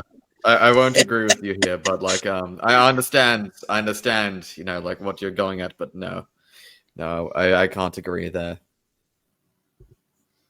Okay, fair enough. Well, look, let's move on to transport. Just quick story here. They're going to be very annoyed. The transport union in New South Wales, fair to say, is actually one of our more militant unions. They are willing to walk off the job if they don't get what they want. Now, unfortunately, Transport New South Wales is set to cut 950 jobs. Fuck. So these are just like rank and file blue-collar jobs. But on top of that, they're also axing 300 senior executive roles. I'm surprised there was that many senior executive roles to begin with. But, yeah, apparently they're cutting over there. Maybe it's just a classification. Like the person organizing the shit. Somebody rifling through where the fuck they're going as a senior executive. Considering all the delays, I would think there would be more in senior roles just due to the fact that all these delays need to be managed, and they're not managed that bad in my experience. So, so this is Transport New South Wales considered trains. The buses, Northern Beach, etc. They're Ashkin Noble, I want to say, or it can be just going insane. Oh, separate Kowalski bus. or whatever. Yeah, they're run by a company, and so as the company takes over these fucking roles, you can get rid of the governmental jobs as they get more ground on the company one and are a place to take it over and do it cheaper. This is what I imagine is because they are constantly just everything has got advertisements all over it, all the buses for jump on the bus, get paid X amount. I can guarantee it's easy to do. We'll give you this much money. Yeah. So I mean, yeah, in saying that too, there's a lot of new bus routes too. I can say that for sure. So they just have to fill those roles also. So okay. So look, just some general commentary on productivity in this country. All of the separate lobby groups representing different sectors of the economy are pointing the finger at each other for the sluggish rate of productivity in this country. So the ACTU is saying that business has been engaged in poor management that has been leading to sluggish productivity, while employers are saying that they need a 25% cut to red tape and also a formal review into taxation. And they're saying it's all of those factors that are resulting in slow productivity. Man, I love having a homosexual relationship with my employer because he rapes me every single day.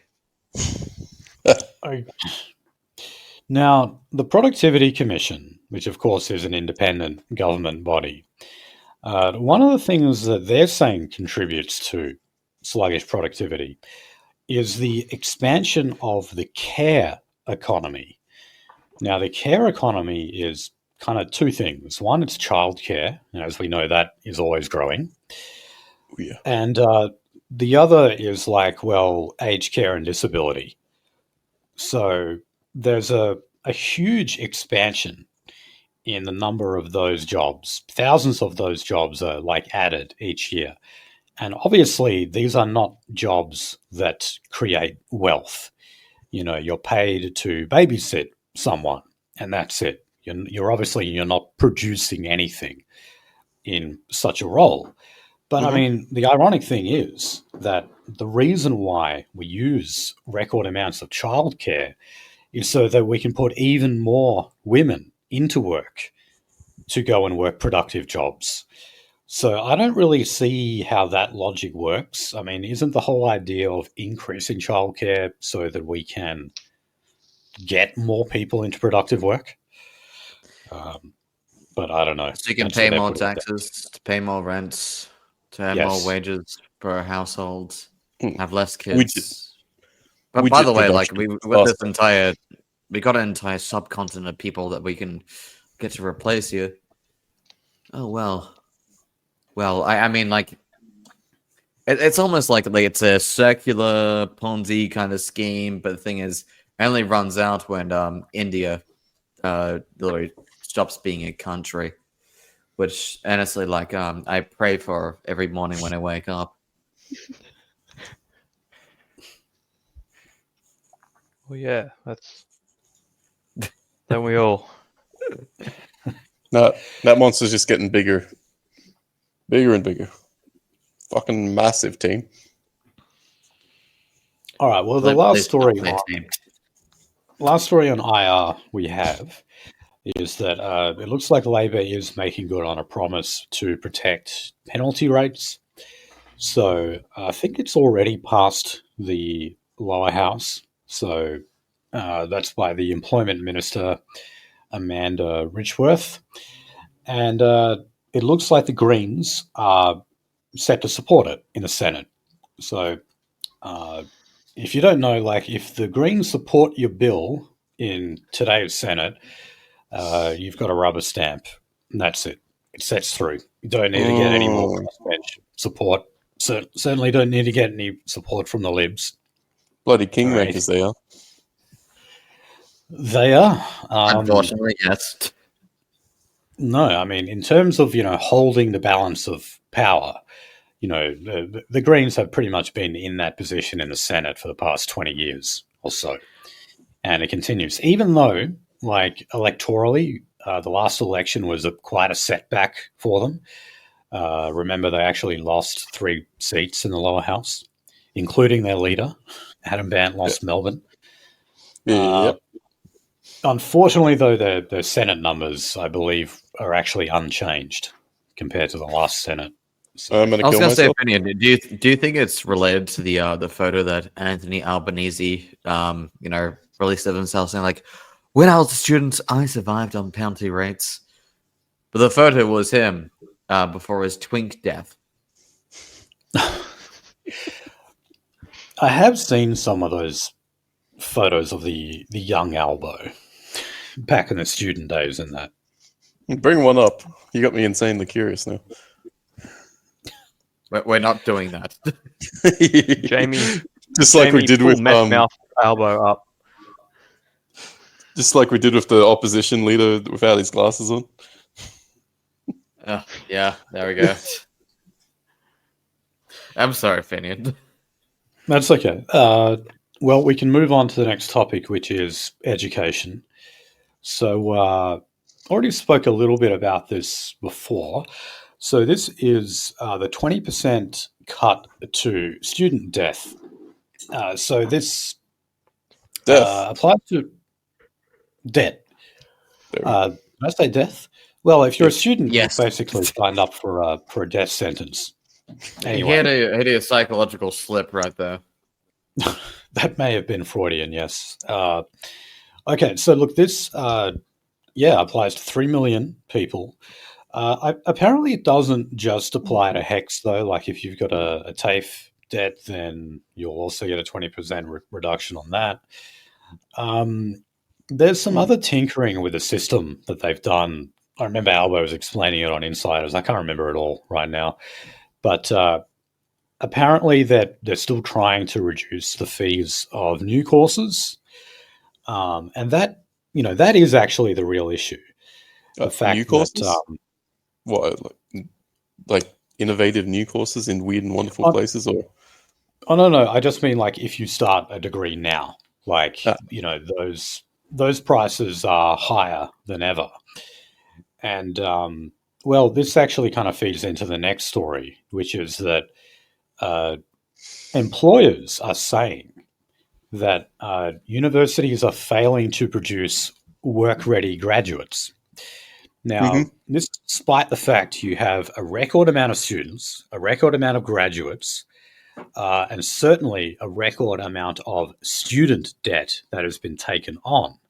You would think with all those factors combined, we would be churning out the best of the best graduates with work-ready skills, but we're not.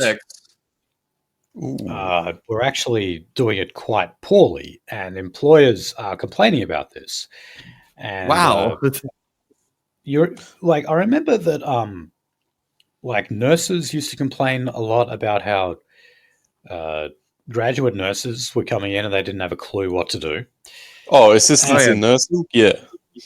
Yeah. Yeah, my ex-fiance used to complain about all the fucking like Indian and black nurses coming in. Yeah, my mum is a nurse, like, but she never went to uni, of course.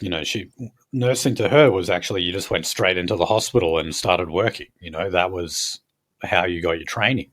But no, what the employers have been complaining about here, a very common theme that kept coming up, is that universities are too interested in theoretical work rather than practical work. So, in other words, you go to uni and you just read your textbook, turn up to your tute, answer the questions, write the essays, and get your degree. But of course, if you're doing something like nursing, you need hands-on experience. You need to actually be thrown out there in amongst it all. And you need to know how to put in a catheter. Okay. Well, there's a good example of this. Got a rally who did a businessy degree, and once they got in, basically the first job the boss asked them to do was, it wasn't a big business or all that, just a small business, asked them to do was write a check. And businessy degree, it seems clearly legit. She didn't know how to write a check, and yep, that's the practical skill. Learn it and all that, but still it got mocked for not having that skill coming out of a fancy degree. It's practical on the thing. You got to learn that shit on the thing because it just mightn't be relevant. Me learning how to tie knots all day doesn't help if I'm not going to go anywhere near some string. I know of the nursing degree, in my opinion, giving ample practice for what I see in a university degree, but obviously on-the-job training is probably a better course of action a lot of the time. Well, like nursing just should not be a degree, I don't think. It shouldn't be something you go to uni for. You do have to do medications. That's basically you do have to get the placement. I'll say this, you have to do placement.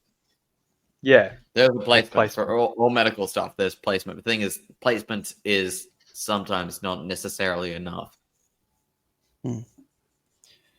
Okay, so something that employer groups are calling for is for universities to offer blended degrees. And that's where, okay, fine, do your theory work, do your textbook, but you've also got to do more vocational training as well. So they've said that there should be more cooperation between universities and TAFEs because, TAFEs tend to have more of that emphasis on hands-on work. Like in that respect, they're better than universities because they do actually get you doing the real thing.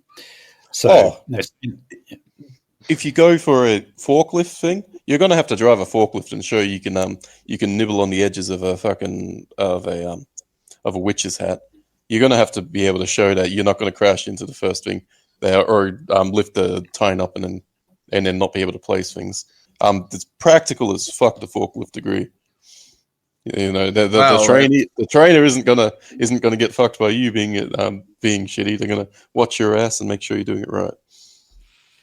Well, that's great because we got a guy with a fucking forklift degree, and also we got a stat saying like most fucking drivers in this entire country, 76% can't even pass the driving test. Wouldn't have anything to do with the fucking Indians, would it? The international license? No, sir. Sorry, sir. Wouldn't have anything to do with Indians, sir. Another problem that I guess uni students face when they graduate and they have a degree in something is they don't have enough job experience to obviously get a job. Yep. You need 2 years of experience in a senior position. And then there's only one problem with that. Now, someone that goes through an apprenticeship has had 4 years on the job experience. The government has also assisted in paying for that employment, essentially. So when they're useless, which a uni student at the first year of uni is fucking useless, the government does not assist the employer in employing them. So therefore, sort of repeating this cycle of getting a degree, and you have to get a specialized degree to sort of get a job straight out of uni, which I know plenty of people have, but it's sort of a 2 for 1. The government doesn't help people that have gone to uni, yet they do help a lot of trades in TAFE, or employers with TAFE students. So that's another thing that should be considered, which I never see considered. Useless people. There we fucking go. Thank you. No worries. You know what else? Like, something that I think should just go are these bridging courses that they do. That's where, like, okay, you didn't get the grade to get into your university course. So therefore, if you take the 6 months bridging course, you can be the dumbass and still get in. Like, everyone that I have heard of who took one of those bridging courses and then got in, they ended up dropping out later. These are the I pass any kind courses. Yeah. Yes. And by the way, if you're Aboriginal, you don't even have to do that bridging course. They'll just let you in. So we actually let a lot of dumbasses into uni nowadays. Like people who just never ever, back in the day would never even be considered getting near a campus, and we let these people study now. That needs to come to an end. Okay. Right. Let's move on to climate and energy.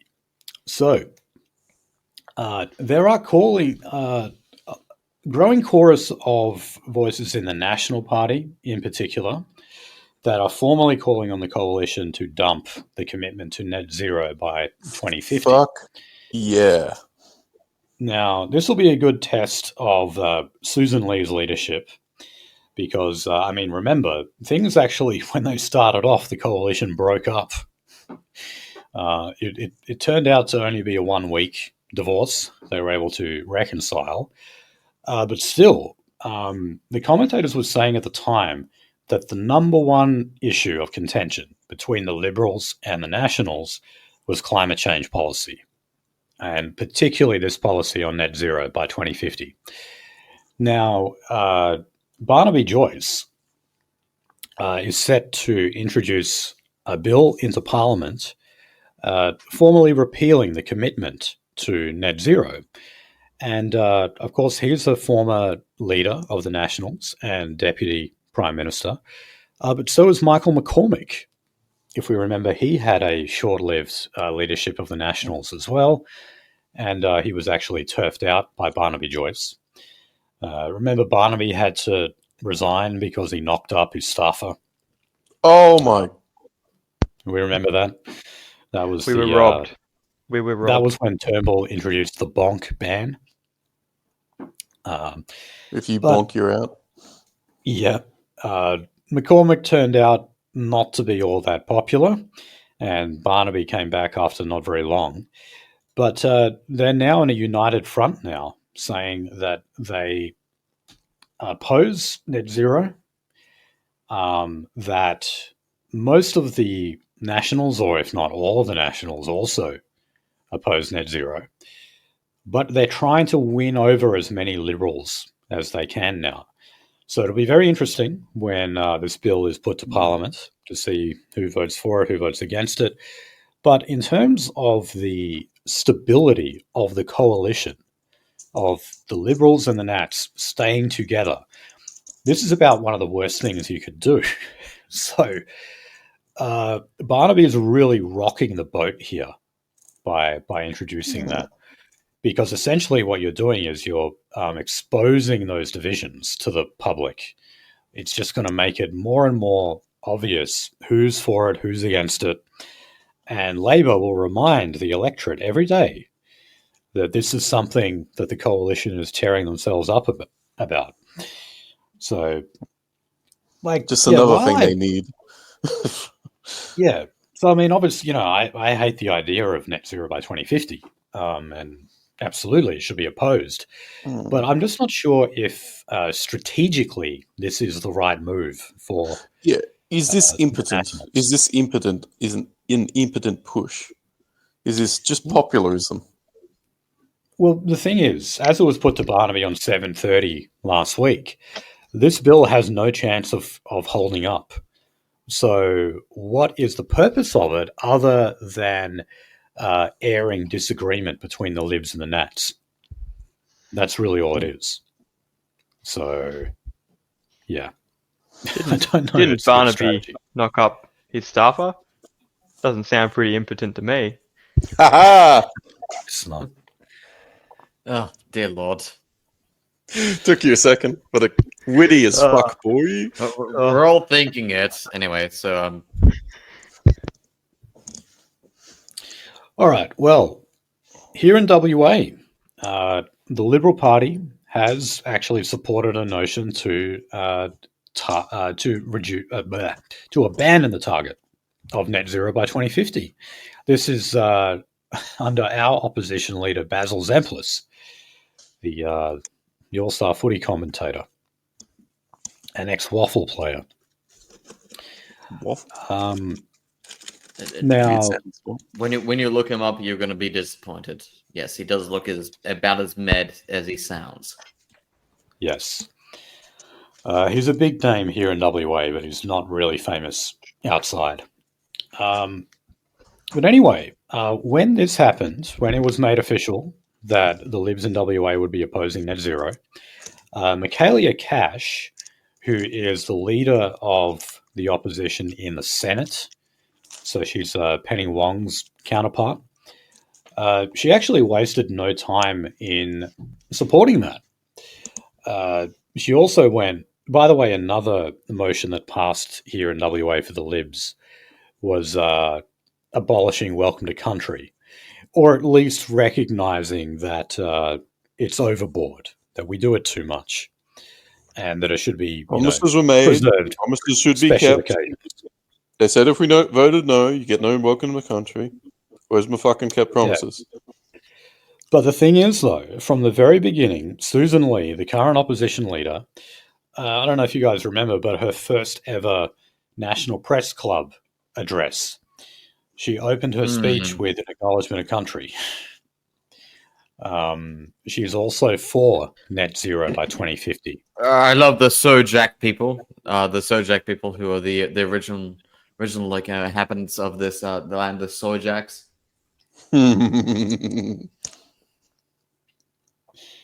Okay. We've been documenting many of the green energy projects in Australia that have just gone kaput. Sometimes, they're scrapped before they start. Sometimes they're shut down. But I think we've got a real banger for this week. And that is that Twiggy Forrest from Fortescue has actually announced that 2 hydrogen projects will not be going forward. One of them is in Queensland, and the other one is actually in Arizona in the United States. Now, of course, the reason why Twiggy is in on all of this is because of the very generous subsidies that you receive from the federal government if you do build such a project. So the one in question in Queensland was a $140 million project, and that has received around about $60 million in federal money. Now, so you're talking about, what is that, nearly 50%. Nearly 50% of the project is actually funded by government. So it's not a surprise that these big resources companies are getting in on this. Now, this project's gone kaput, though. So Albo was saying, hey, that $60 million we gave you, we want it back. Oh. Good luck. Yeah. Guy. Blood from stone over here. But I mean, I'm broke. I have no assets. I have no income. All I actually get is stock prices. For someone who's actually worked for the fucking man. Oh, jeez. Dude. The best I got these pills, man. The best I can do about $2. Maybe I can sell like 2 stock points. Wow. So you reckon the $60 million is essentially a write-off? Like, we just pissed this up. I mean, my God, we just came from an election where we were told about how expensive nuclear reactors would be, how it would just send the country broke. Yet we just throw $60 million to a guy who's a billionaire already, and then he ends up closing the very project that it's supposed to be used for. And we just say, can I make you matter? Can I make you way matter? Sure.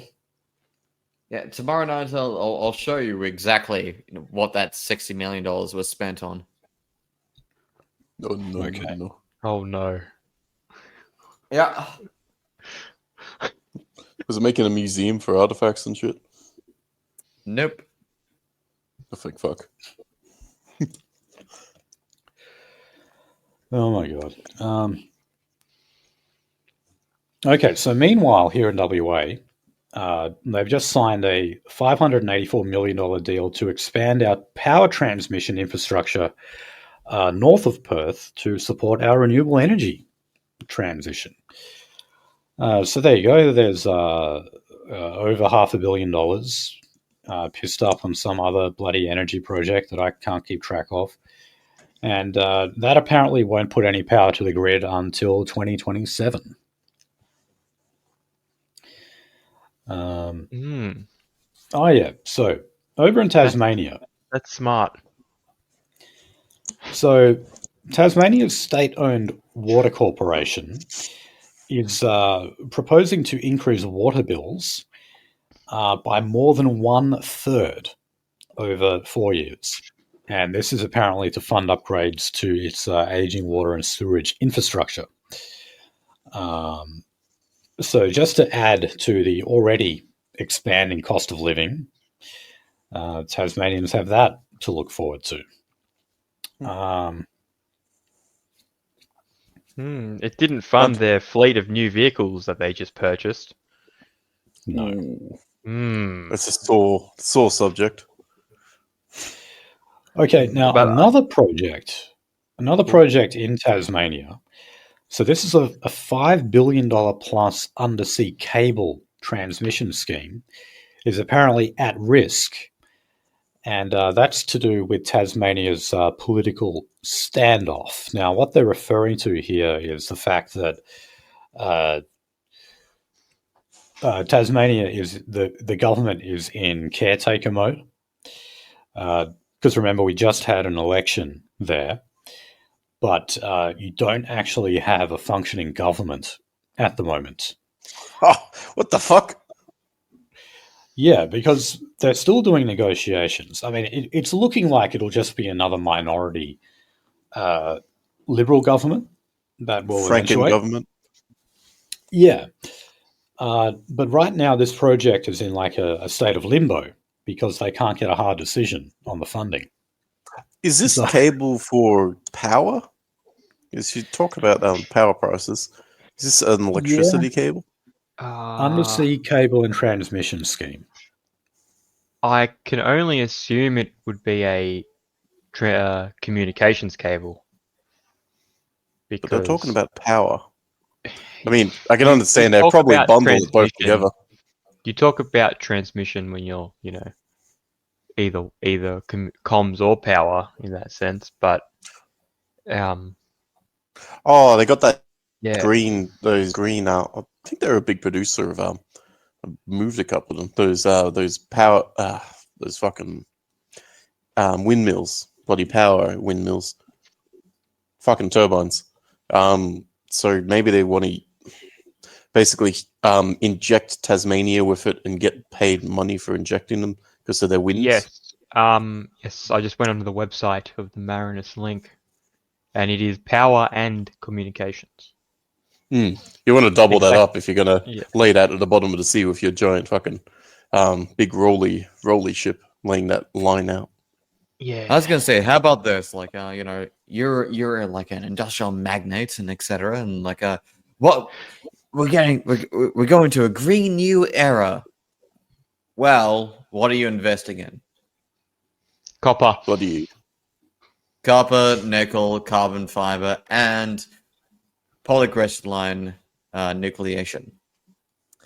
And everyone from Henry solar panels, everyone from the Ford company to us and the Gina Reinhardt fucking aristocracy has invested in exactly what?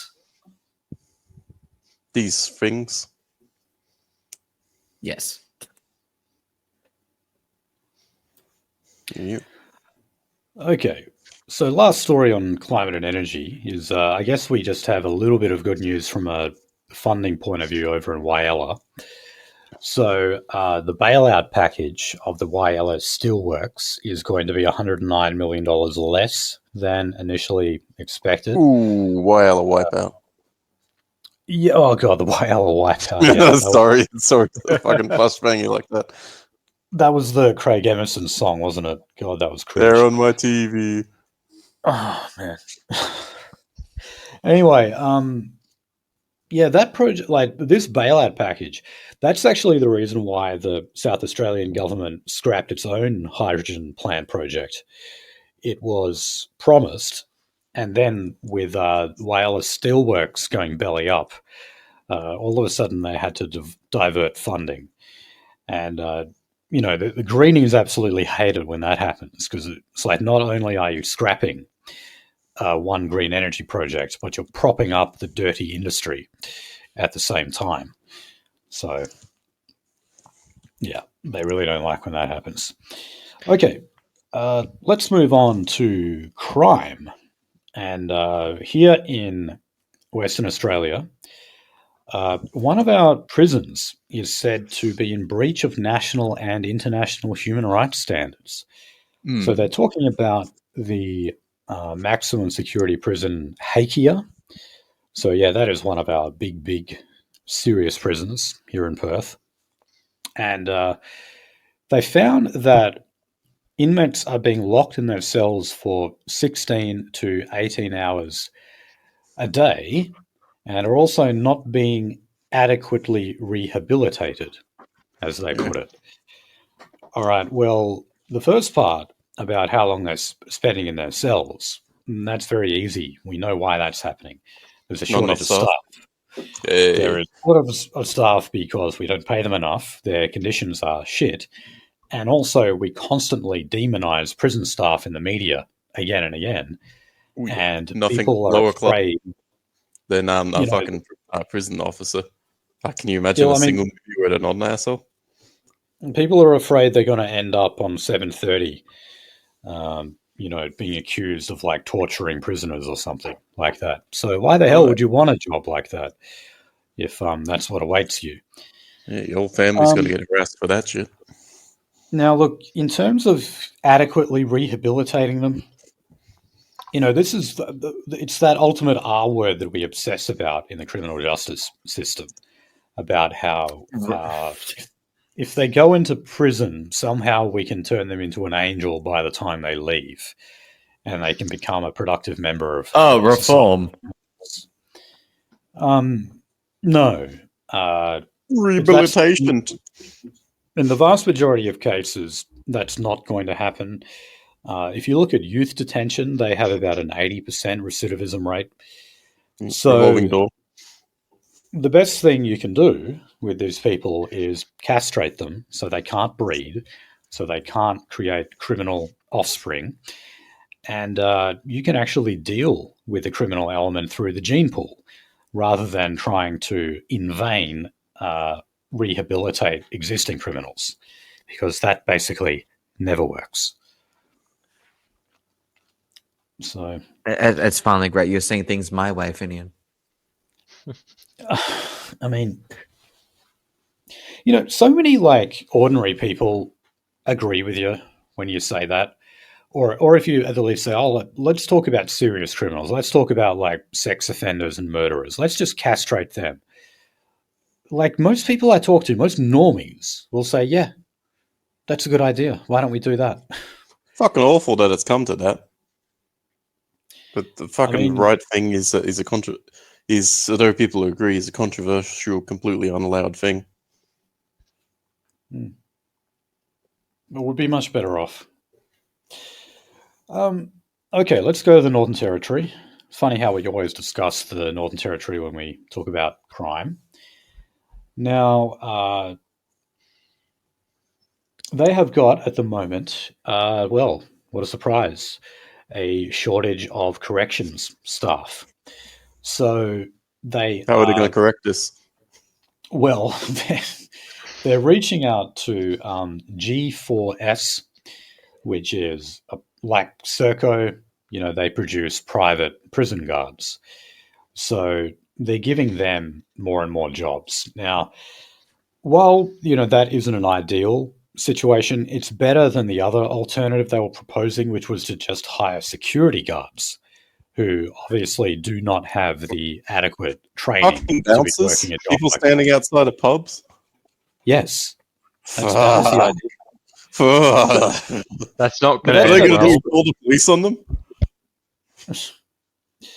No, but also there's a huge amount of private security has gone in the Northern Territory is a big industry, because there's so many parts where the police have basically said, fuck it, we can't control the amount of Aboriginal crime in this area. We're basically not going to patrol it. So you've had a lot of companies, small businesses, who have just said, okay, well, we've got to do it ourselves then. And so we've got to hire all these private security guards. And then, of course, you got allegations of private security, rough tackling Aboriginal criminals. That came along with it, saying they were too heavy-handed. Oh, come on, fit some GoPros to them. It'll pay for itself. Yeah, I'm all for body cams. I'm a huge supporter of body cams, because when they use them, they always vindicate the police or the security. The Northern Territory cops. Our friends in the US seem to prove that. Yeah. And we get awesome videos such as a cop tweaking on crack. So what the hell? I'll show you later. Okay. I would just like to say I have seen war footage out of Ukraine of people planting flags and then doing Zuma dances, Fortnite dances. What, dab dancing and stuff. Yeah, where the floss. Yeah, the fucking next to a Russian flag, having planted it on a roof, and then man, I love the fact that we actually lost. Me and Finian also lost a friend. That it's great. So fucking Devo. Yeah, it's tragic. No, but look, speaking of body cam footage, yes, we're going to again discuss the case of Kumanjai Walker, who was killed by Zachary Rolfe, Northern Territory police officer. It might surprise people to know that the coronial inquest that they recently wrapped up, this was where they found, it made the finding, as if this is something official, that Zachary Rolfe was racist. but it did not say that racism was like a contributing factor in the death of Kumanjai Walker. Anyway, this coronial inquest has cost nearly $8 million. Now, the Northern Territory government, which is the Country Liberal Party, they're the ones in power at the moment, they're now considering changing the law so that you would put a cap on how much these coronial inquests can cost, because that is a whopping amount of money. And remember, like, a coronial inquest is not like an autopsy or even like an investigation into how someone died. It's basically just like a complex legal report. A coroner is not a doctor. A lot of people think a coroner is a doctor. It's not. Coroner's a lawyer. So this was basically just a legal investigation that tried to just dissect this as much as they possibly could. And, you know, shock horror, they found some text messages where... Again, would you like to restate that? A coroner isn't a doctor, it's a lawyer. A lot of people don't know that. Weirded the fuck out of me. Sounds like somebody who goes into a morgue and chops people up. Fucking puts a toe tag on you. Morticia Adams. Fuck. I love that that episode of The Simpsons with, you know, Dr. Nick Riviera. And like there's hi everybody. Yeah, that guy. They say, like, please report to the coroner immediately. And he goes, the coroner? I'm so sick of that guy. Anyway. I guess in America it's supposed to be the guy who chops up bodies. I guess it's different here. I was staying in a fucking hotel room in America and seeing so many fucking, you know, like, it's like, oh yeah, if you have this, if you have, you know, dyspeptic, you know, like, do you have acid flux? How about this medication? Talk to your doctor. Here's also like, here's a car. Here's how you get finance for it. I was terrified. Now, just in terms of the costs of this inquest, so a breakdown found that almost $5.5 million of that $8 million was spent on legal representation, flights, and accommodation for Northern Territory police. Now, I got to also add, remember, this coronial inquest took place after Zachary Rolfe was charged with murder and put on trial. He was acquitted. Without a shadow of a doubt, he was innocent. The footage is online. If you want to go watch it, the body cam footage is in the public domain. You can clearly see that Kumanjai Walker stabbed him and his partner with a pair of scissors, and that's why they shot him. Something else that the footage shows is them performing CPR on him, like trying to keep him alive before the paramedics arrived. And the best person who knew how to do CPR, she didn't want to. No, you that's go, right. You go do CPR that as well. I'm not going to forget that little tidbit of, oh my god, what the fuck is wrong with that lady? So there was someone who didn't do their job properly in these circumstances, but it wasn't Zachary Rolfe. He did everything by the book. And also, after that, there was an independent police inquest into Zachary Rolfe's actions as well. Now, why, after all of that, after an independent inquiry and after going on trial and being acquitted, why then do you need a coronial inquest? You don't. Like, this just should not have gotten up in the first place. So I don't think it's enough. Because it got to the public level that other states noticed this death.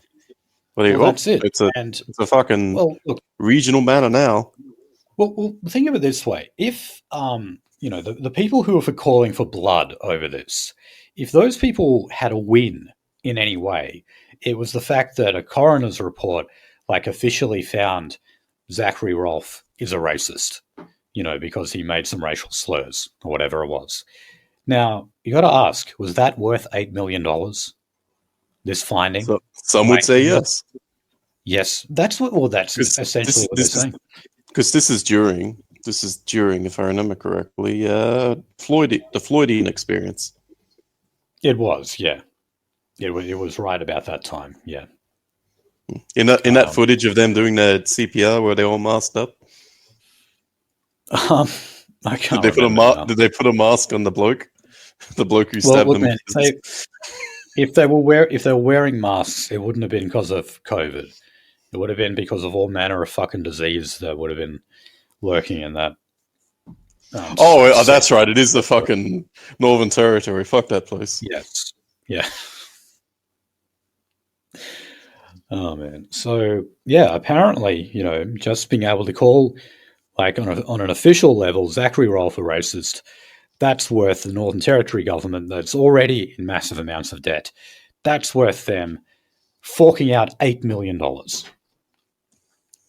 So it's not enough to say, oh look, let's just put a cap on it. No. You need like extra restrictions on these inquests being opened in the first place, because there was no justification whatsoever for this inquest to have ever gotten off the ground. It was just an epic piss up of money. Okay. So, on to some related Aboriginal news. In the federal Senate, all 4 One Nation senators turned their back on the opening of the new parliament in their acknowledgement of country statements. So, they didn't quite go full Jacob Passant and boo it, but, It'd be a lot cooler if they did. It would be cool. Instead, they just turned their backs. So this has been condemned by the Greens, Labor, and the Coalition. It's been described as incredibly childish and hurtful. Now,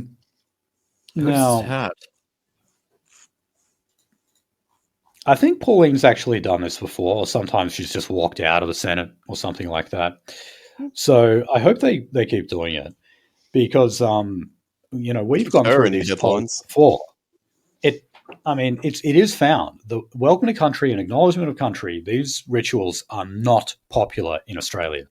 The whole country over. Oh, you love basically. To see it.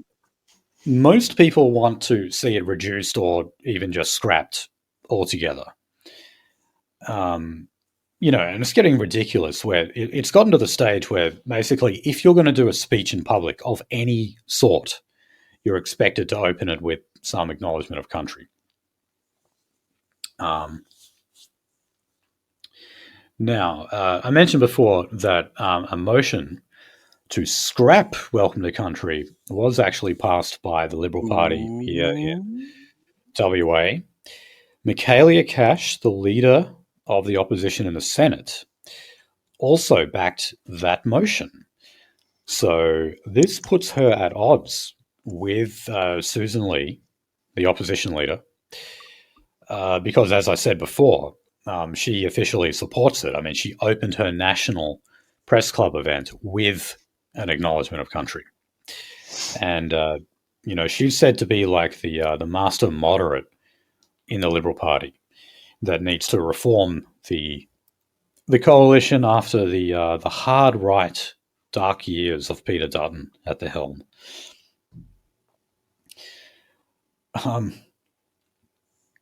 Okay, now, someone else who does support this scrapping of Welcome to Country is Jacinta Price, by far Conservatives' most favourite brown person.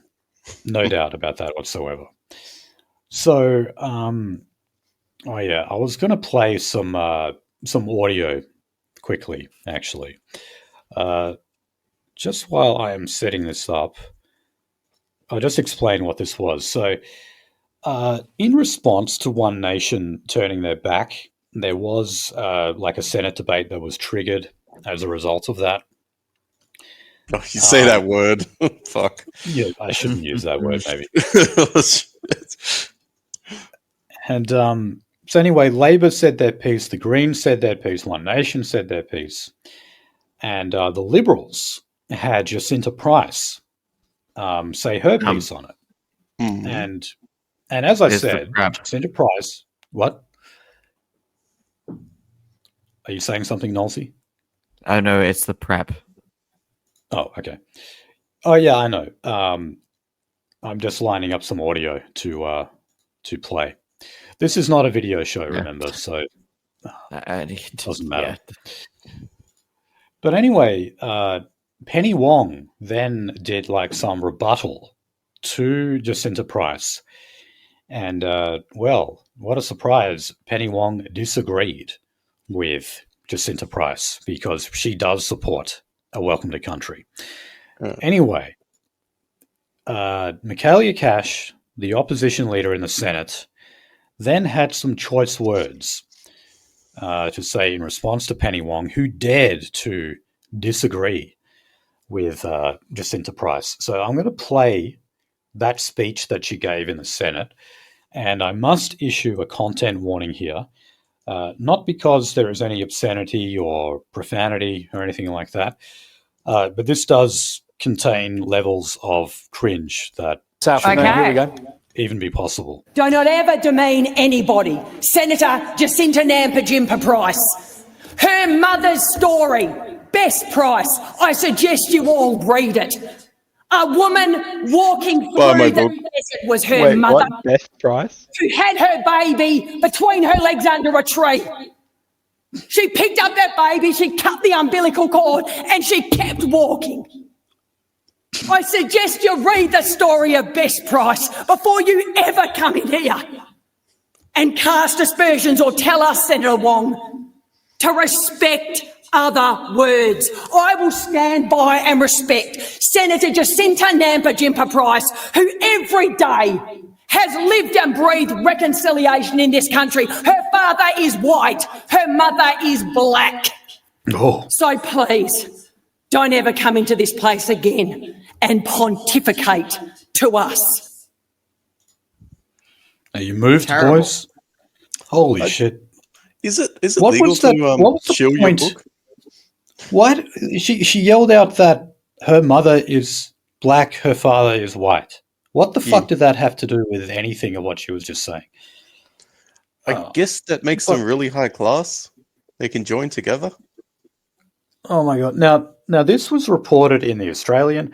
I also saw at least 3 Sky News stories on this, and they even interviewed her on Chris Kenny's show to talk about it.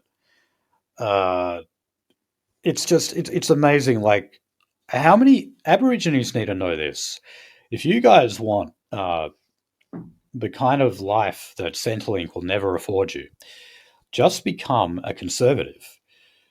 Become a public supporter of the Liberal Party, and you will probably become a millionaire overnight, because the likes of Michaelia Cash and others are just falling over themselves to give an impassioned speech about you in Parliament and talk about how great you are.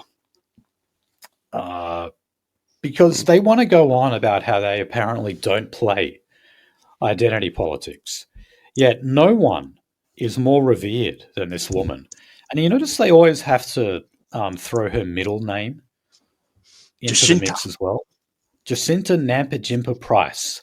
They always have to say the full 3 names when they mention they got her. you. They got you memorizing it. The system's working. Fuck. I guess it is. Wow. I just couldn't believe the cringe of that bloody speech. Okay. Fucking passionate, team. Hurts. It hurts. Well, I'll say again, if you're in there, if you're saying things, is it legal for you to show your book like that? Show your book? Show your book, yeah, basically. Buy this book. I suggest you buy my lovely book, Best Price. It's about Jacinta Price's mum. That's what she was talking about at the start there. So just you read the book. Fucking, she's sitting under a tree. Wrote it down in the book. Buy my book. Are you allowed to fucking shill your book like that? I don't know if that's actually what she was doing, but yeah, probably you are. I don't think that was the case. Okay. But I mean, how is that story like actually casting positive light on Aborigines? They're talking about her giving birth underneath a tree and cutting the umbilical cord herself when she obviously should have been in a hospital.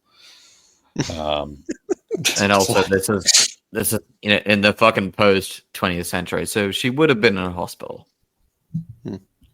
Well, according to her, her last name is Jacinta Allen Price. I don't think Price.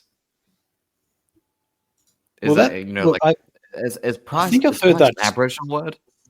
I'm pretty sure I've heard that story before, though, Nolsey, that Bess Price gave birth under a tree. I don't. Medicinal tree? Was it a tree in the in the resting lounge area of the hospital outside? You pick up the baby after that and keep on walking. All right, buy the book, Nolsey. We'll read it together. All right. Okay, so look, they're looking to scrap the Welcome to Country in Hobart as well. So that's good. It's kind of spreading over there. This is a good one. The Northern Territory Aboriginal Land Councils are accusing the Northern Territory government of human rights abuses. Now, there's basically only one reason for this, and that is we've got a record amount of Aboriginal people in jail in the Northern Territory. Now, I've said before that my favourite government... They should release them all immediately. They shouldn't be sitting in those jails. We're all in agreement here. Not a single one of them should be sitting in there. That's what they argue. I mean, in the case of the... We're all in agreement here, then. I forget what it's called, but the juvenile facility in the Northern Territory, they just want that closed down. And they just want everyone in there, every juvenile offender, just to be set free. They don't know what they're asking for. Right. If only they knew. Now, I've said that the Northern Territory government is my current favourite government in Australia. But there's really only one reason for that, and that's that they have done some good crackdowns on crime. So, they've actually lived up to the reputation of being a law and order government. But of course, what happens when you get tough on crime? Well, you send more people to jail. And what happens when you actually punish criminals? Well, you're going to end up punishing a lot of Aborigines. You can take those really tall walls and start winding them down so you can say good day to your neighbor every morning. And soon it goes so far down that it's not there anymore. You got grass between each other's lawns. But they're also complaining about the prisons being overcrowded. It's like, well, okay, but it's your side that is always demonizing the police and the prison guards who deal with these criminals, and therefore they don't want to work with them anymore. Staff shortages that you have created. That's the reason why. So if you don't like the conditions in those jails, you might want to tell your people to stop committing so many crimes. That would be the best way of actually resolving that problem. I was going to say, No, I insist you go. I was going to say, just because it's 9, and also it's 11 for guests and etc. You bloody Western Australian monsters. Bog is probably fast asleep right now. Yes. Oh yeah. I always forget you guys are 2 hours ahead of us or more. So this is why I was reticent. Also, this is why I was waiting. Okay, if you guys need to go, I thank you very much for joining us. If you want to go, I can keep going. If you got an end to this bit, I can go that far. Not going together, but if you're going to keep going, strolly roll along. Okay. I'll try to speed up the rest, but we have been going for 2.5 hours. So if you two boys want to, you know what? Yeah, I might tap out now. Unfortunately, no worries. I'll join you and leave you to Nolsey's tender charge. Right. Don't fucking say that. That means I get to listen to the other half of the show. We'll be waiting for it with bated breath. Yeah. Cheers, guys. Yes. Catches. All right. See ya.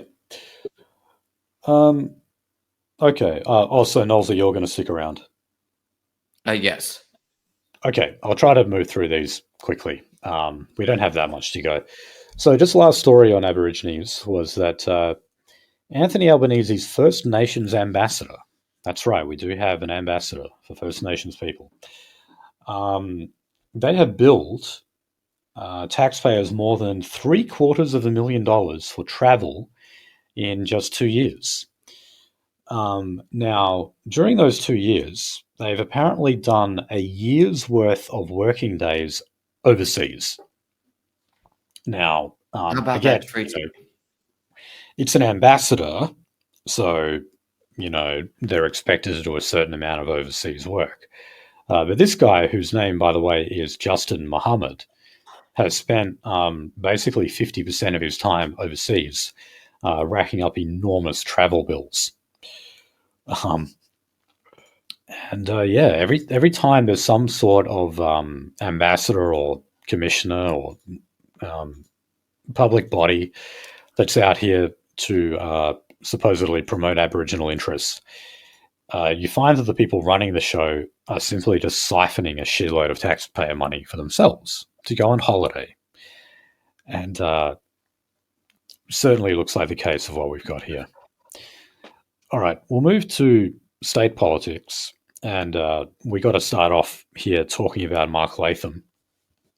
Now, obviously, lots of calls for him to resign from Parliament. He is holding out, though. He's got no intention to go. And the coalition in New South Wales is saying that they're going to continue working with Mark Latham when it comes to amending sexual harassment laws in New South Wales. Oh, so, dear Lord. These are the kind of laws that, when you make just like simple comments at work or something, it can be interpreted as sexual harassment and you can be sacked as a result of that. Good job, love. It's basically the kind of unfair dismissal that the left was supposed to be opposed to. Now, all of a sudden, they think it's great to have all of these reasons to be able to sack staff. Like sexual harassment that's not really sexual harassment. So it looks like Latham is just going to be getting on with his parliamentary duties, despite the fact there is all this cloud of controversy around him. Now, he has accused his former partner, what's her name, Natalie Matthews, of weaponizing the court system. And then he was specifically talking about lodging the domestic violence order against him. Now, on Friday, he did do a press conference. He wasn't quite as fiery in this speech as what he has been recently. This was where he actually appeared with his 2 French bulldogs, because this was Pets Day at Parliament. So a lot of New South Wales MPs brought their pets into work. So anyway, here's what he said.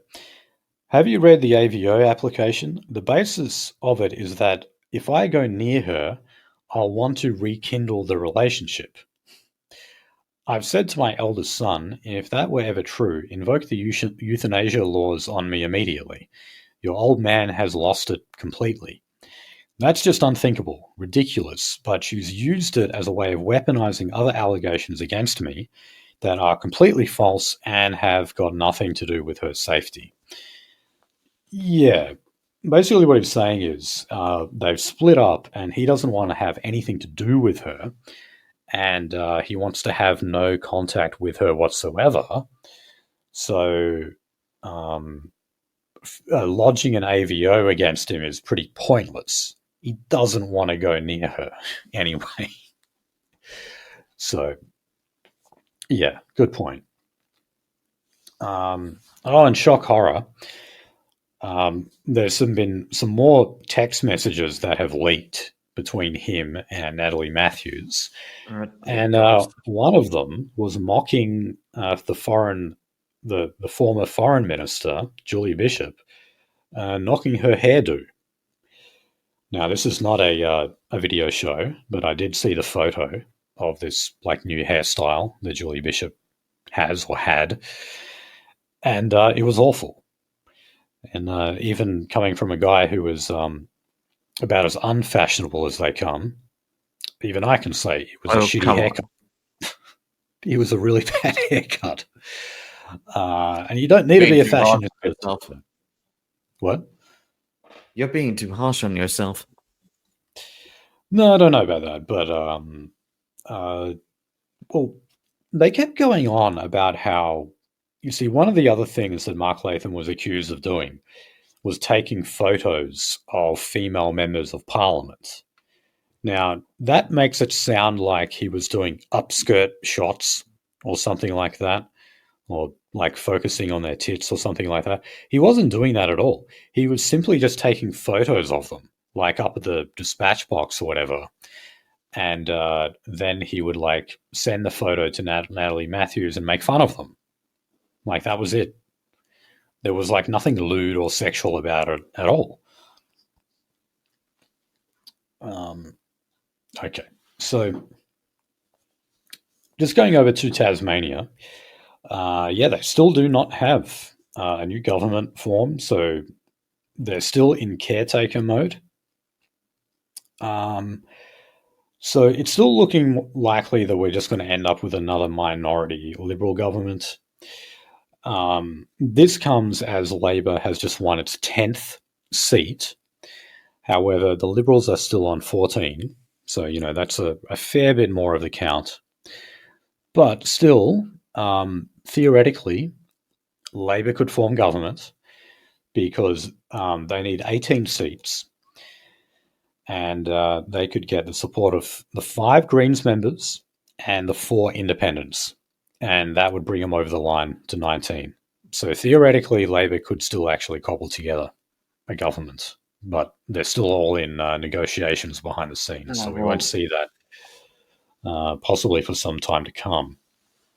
As the Chinese proverb says, let us see. Yeah. Okay, so... Oh, Jesus. Right. So we have to cover this story from New South Wales. So this is the former state New South Wales Liberal member for Kiama. His name is Gareth Ward.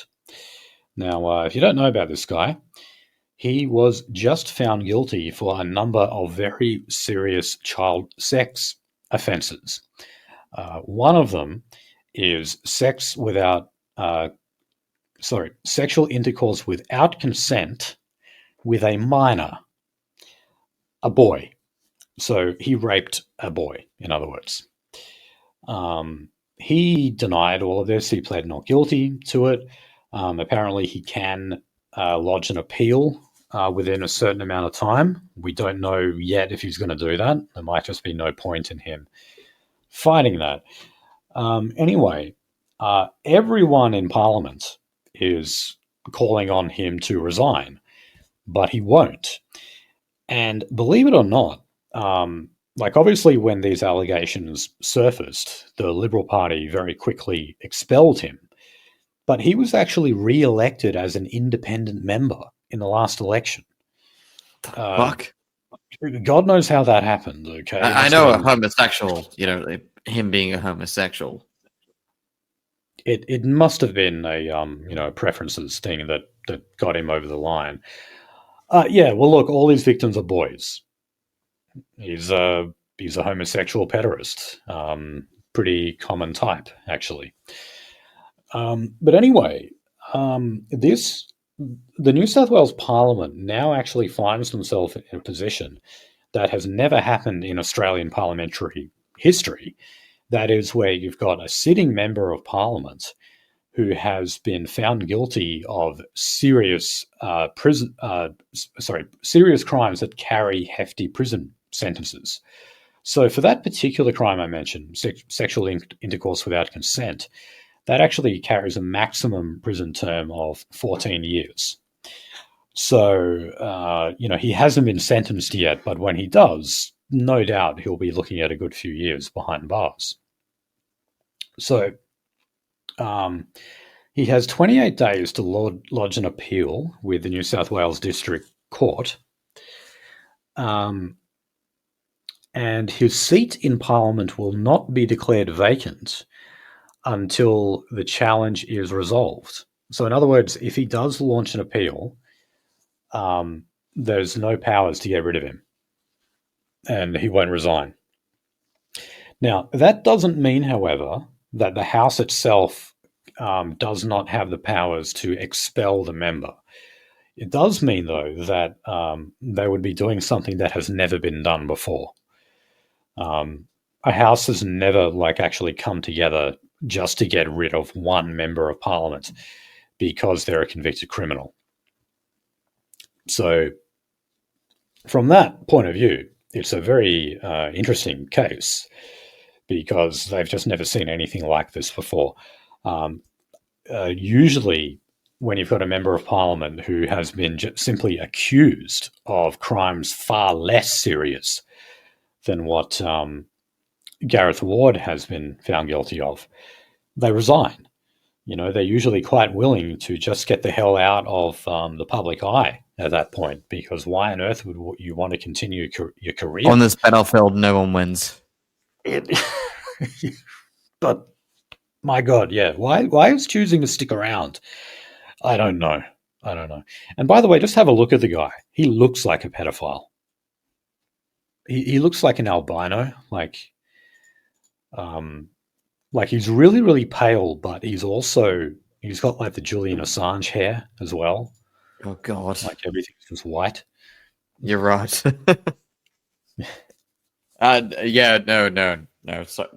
Stop trying to sell me. Has him as my number 2. Okay, so let's go to the Greens. Now, last week we covered the story of the co-founder of the Greens, Drew Hutton, actually being formally expelled from the Greens. Now, this was to do with his stance being on an actual Green. Yeah, well, look, he simply said that this is an issue that should be up for debate within the party. Now, the powers that be in the Greens say no, this is a non-negotiable issue. And even just bringing it up in party room meetings means that you should be actually expelled. So it turns out that there's been a number of Greens members who have actually been expelled. Drew Hutton was not the first. So apparently this started off with a woman called Linda Gale, who was a member of the Victorian branch. And again, she just simply said that trans issues should be up for debate. The rank and file of the Victorian division then moved to expel her. And when that happened, that was when Drew Hutton spoke up and said, hey, what are you doing? Because it wasn't just her, by the way. There was actually multiple members of the Greens where they have just kicked them out because they simply wanted to have a debate. And remember, that is not actually the same as disagreeing. Most of them are probably, fully pro-trans and all the disgusting stuff that comes with it. But they simply say you should be able to voice a dissenting opinion. Simply for saying that, they're being turfed out of the Greens. Now, we've got another quick story coming up on Drew Hutton, but we'll get to that soon. Okay, let's move on to Fatima Payman. So there's an unusual alliance between herself and One Nation, complaining about staff that have been allocated to the crossbench. Now, some independents in the Senate, like Jackie Lambie and David Pocock, they've received the adequate number of personal staff that they require. But apparently, Fatima Payman and Pauline Hanson have not. So it seems like those who cross the ire of Labor, so that would include turncoats like Fatima Payman, are being denied adequate staffing. Now, this is something that does come up every now and then. In fact, I believe Jackie Lambie and David Pocock were complaining about this exact issue. So, Albo has placated them, but those who are, let's say, more hated by the Labor Party don't seem to be getting their way. And they're kind of uniting in this crossbench revolt to get more staff allocated to them. Okay, now on defense. Yes. So the US, or a key think tank in the US, is saying that the Australian government must transform and fortify Northern Australia into an allied military stronghold for the region. And that includes building more air bases, ports, and long-range strike arsenals to respond to the growing possibility of conflict with China. Yeah, so apparently we need to fully weaponize the Northern Territory for the day that the Chinese invade us. So that was done by... Yeah, that's great. I love a whole bunch of dead Australians. You know, that's why I wanted to hear a whole bunch of dead Australians. Well, that is what it would likely result in. I don't think those weapons would really count for much should we actually go to war with China. War doesn't kill anyone. You know, war has no crimes, etc. There's some American folk singer making a song about that. Okay, so let's just talk about Medicare for a bit. We remember that in the lead up to the last election, Albo kept flashing his Medicare card, and he also was saying that when you go to the doctor, you should only need your Medicare card, you should not need your credit card. Well, the coalition have tried to kind of turn that on him, and in question time, they've been holding up the Medicare card and the credit card, because it turns out that Labor's plan to have more bulk billing in this country, in other words, free visits to the GP, has gone backwards. So despite the fact that Labor allocated, I can't remember, I think it was around $8 million extra to Medicare, that was supposed to plug holes in the bulk billing system, but it hasn't. Now, there's a report here saying that nearly 1/4 of doctors, or doctors' clinics, are unlikely to take up the Medicare bulk billing incentive. Now, this is the incentive where Albo said that after only a few years, 9 in 10 visits to the doctor would be free. Well, the problem is these clinics simply aren't taking it up. And they're saying that, no, we will not be increasing the amount of bulk billing that we supply to people. Yeah, look, I don't think this is really a Labor problem. This happened under the coalition as well. Every time more money is allocated to bulk billing, it gets lost in a bureaucratic sea, and we never actually see it improve. So, yeah, don't expect anything out of this. Okay, now just quickly on aged care. The Albanese government has made a decision to delay the release of tens of thousands of additional packages for home care. So, you know, these are people who do not live in a retirement home or whatever, they still live at home. However, you know, a support package is made available to them to make living at home easier.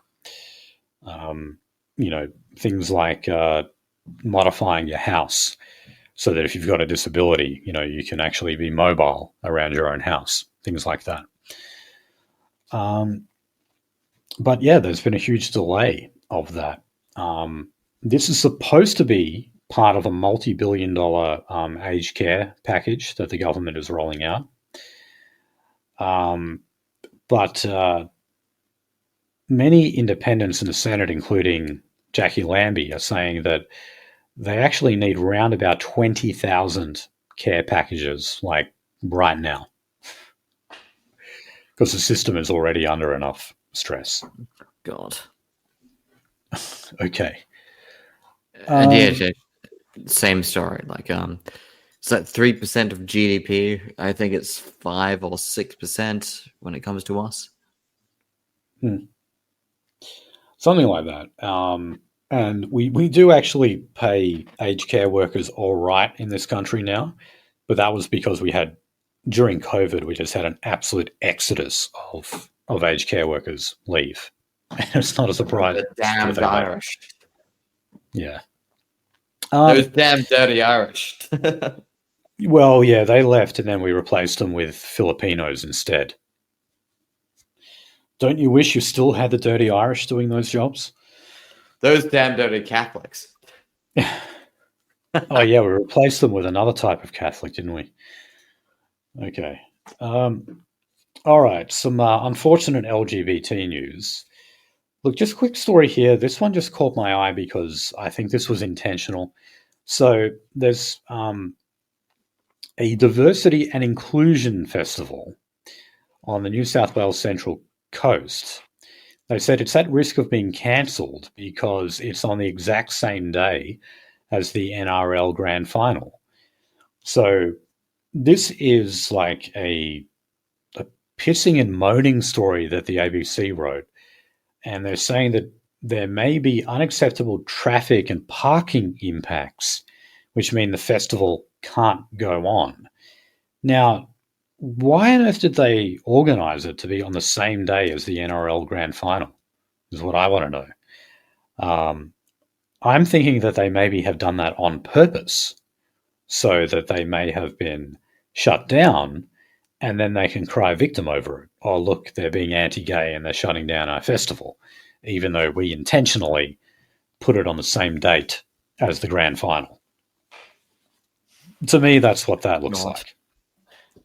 That sounds like some, like textbook anti-football action right now. Like that sounds exactly anti-football action. Yeah, that's exactly what it looks like. Now, look, we're just going to quickly go back to Drew Hutton, the co-founder of the Greens. One of the things that apparently has made him have second thoughts on the whole transgender issue has been his recent conversations with a psychologist called Rachel Hannam. Now, this was not Drew Hutton booking sessions with a psychologist. Rachel Hannam is actually a former Greens member herself who has run for election as a Greens candidate. Now, she was basically as pro-trans as they come. But being a clinical psychologist, she has worked with a lot of patients who have what they refer to as gender dysphoria. This is something that we used to call gender identity disorder, and I wish we would go back to using that term because it's much more accurate. Gender dysphoria. Dysphoria is a symptom, and we're not supposed to name conditions after symptoms. But anyway, that's a different conversation. But she had a hell of a lot of people coming in talking about how they wanted to alter their bodies and take puberty blockers and cut off their genitals and mutilate themselves in a futile attempt to become the opposite gender. Now, this kind of set her on her own education into the issue. The more and more she read into the kind of lives that post-operation transgender people lead, the more and more horrified. Yes, the more horrified she was by it. And she has been saying that she faced pushback from her fellow Greens because she would actually say to some of those patients or those clients, maybe you don't need the surgery. Maybe we can actually deal with these issues in another way. But I know that is a violation of human rights, isn't it? To dare even suggest to someone, even if they're a young child, maybe this transgender thing, maybe it's a passing fad, maybe it's something that you can get over.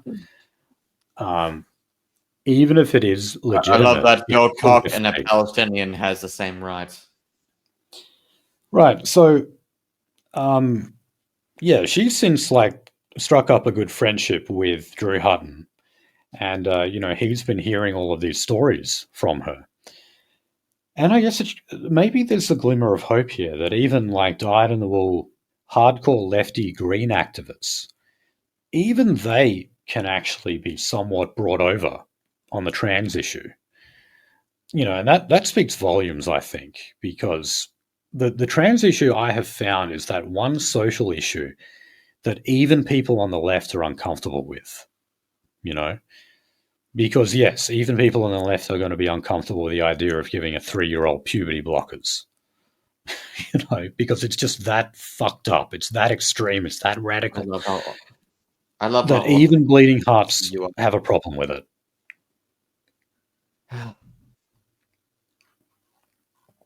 We shall see. We shall see. Yeah. Okay, a couple of quick stories to round us out. So the National Anti-Corruption Commission. So remember, this is like the federal ICAC. They've actually found they've gotten their first guilty verdict. So this was a guy who attempted to invite a bribe from a company that was going for a $5 million contract. Now, he is a former executive procurement manager at Western Sydney Airport. And he initially suggested that he could get this contract over the line if he received $250,000. And apparently later on, he tried to negotiate it by lowering the figure to $200,000. Now, this guy's name, I must point out, is Sajish Erasari. Sounds Indian to me, but it might also be, I don't know, Middle Eastern or something. The point is, this is not a white guy. This is some dodgy guy from somewhere in Asia operating at Western Sydney Airport. Well, no longer. He's been found guilty. So I'm assuming that what's going to happen now is that they're going to hand this matter over to police, and he would actually face criminal charges and possibly even go to jail over this. Because asking for $250,000 bribe, that is, that's quite big. That can definitely land you a jail sentence. Okay, now, on the public sector in Queensland, apparently there has been an increase of nearly 300,000 full-time jobs, despite the fact that the current Crisafulli government, the LNP, said that they were going to reduce the burden of the public sector. But there has been a 6.04 increase in nurses and midwives, 8.42% jump in doctors, and 5.19% rise in ambulance officers. And it looks like the bill is going to rise from $38 billion on the public sector wages to $42 billion. So we also covered last week that they promised to abolish a particular insurance tax. Not only have they not done that, but they've actually raised about $2 billion using that very tax. So obviously they're not living up to these promises. Okay, so look, we've had somewhat of a win on e-scooters in this country because councils and sometimes major city councils like the Council of Melbourne have just voted to ban them altogether because they're such a pain in the ass. Well, there's a parliamentary inquiry in Queensland at the moment on e-transport in general, and so that includes e-bikes. Now, there is actually growing popularity to allow police to outlaw them and actually seize and destroy e-bikes in the Gold Coast. And apparently there was some council meeting on this where that proposal was met by applause from the audience. So it's definitely got popular support. Now, here in WA, there's actually already an inquiry into the safety of e-ridables. So that's just, e-vehicles generally. And that inquiry is going to be broadened to include the use of electric dirt bikes. I actually didn't really know this was a thing, but there was a recent death of a 59-year-old woman after she was struck by an electric dirt bike in a Perth suburb recently. So, yeah, they're not making the best reputation for themselves, these e-vehicles. Okay, finally, just thought we'd let you know about a monstrosity of human nature that will make its appearance early next year. The Labor Jewish MP Josh Burns, he's the newly re-elected member for Macnamara, which is basically the Labor seat with the highest concentration of Jews. Not a surprise that Labor runs a Jewish candidate.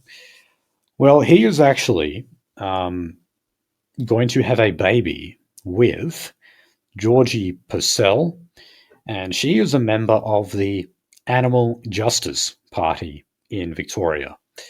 She is a very heavily tattooed activist, let's say, and they said that they are expecting to give birth to a vegan baby girl next year. Dear God. Dear fucking Lord. So I'm sorry to bring you that horror story to bring us to the end of this episode. But that's what you get. At least the Jewess will be anemic. They're true. Oh, God. Should I make a stillborn joke? No, I shouldn't. No. I'll leave that out. All right, guys. Well, look, thank you for joining us for what was a longer episode. We have gone over 3 hours. I think because, we started this out with 4 guys on the panel. So, inevitably we're going to get a longer episode.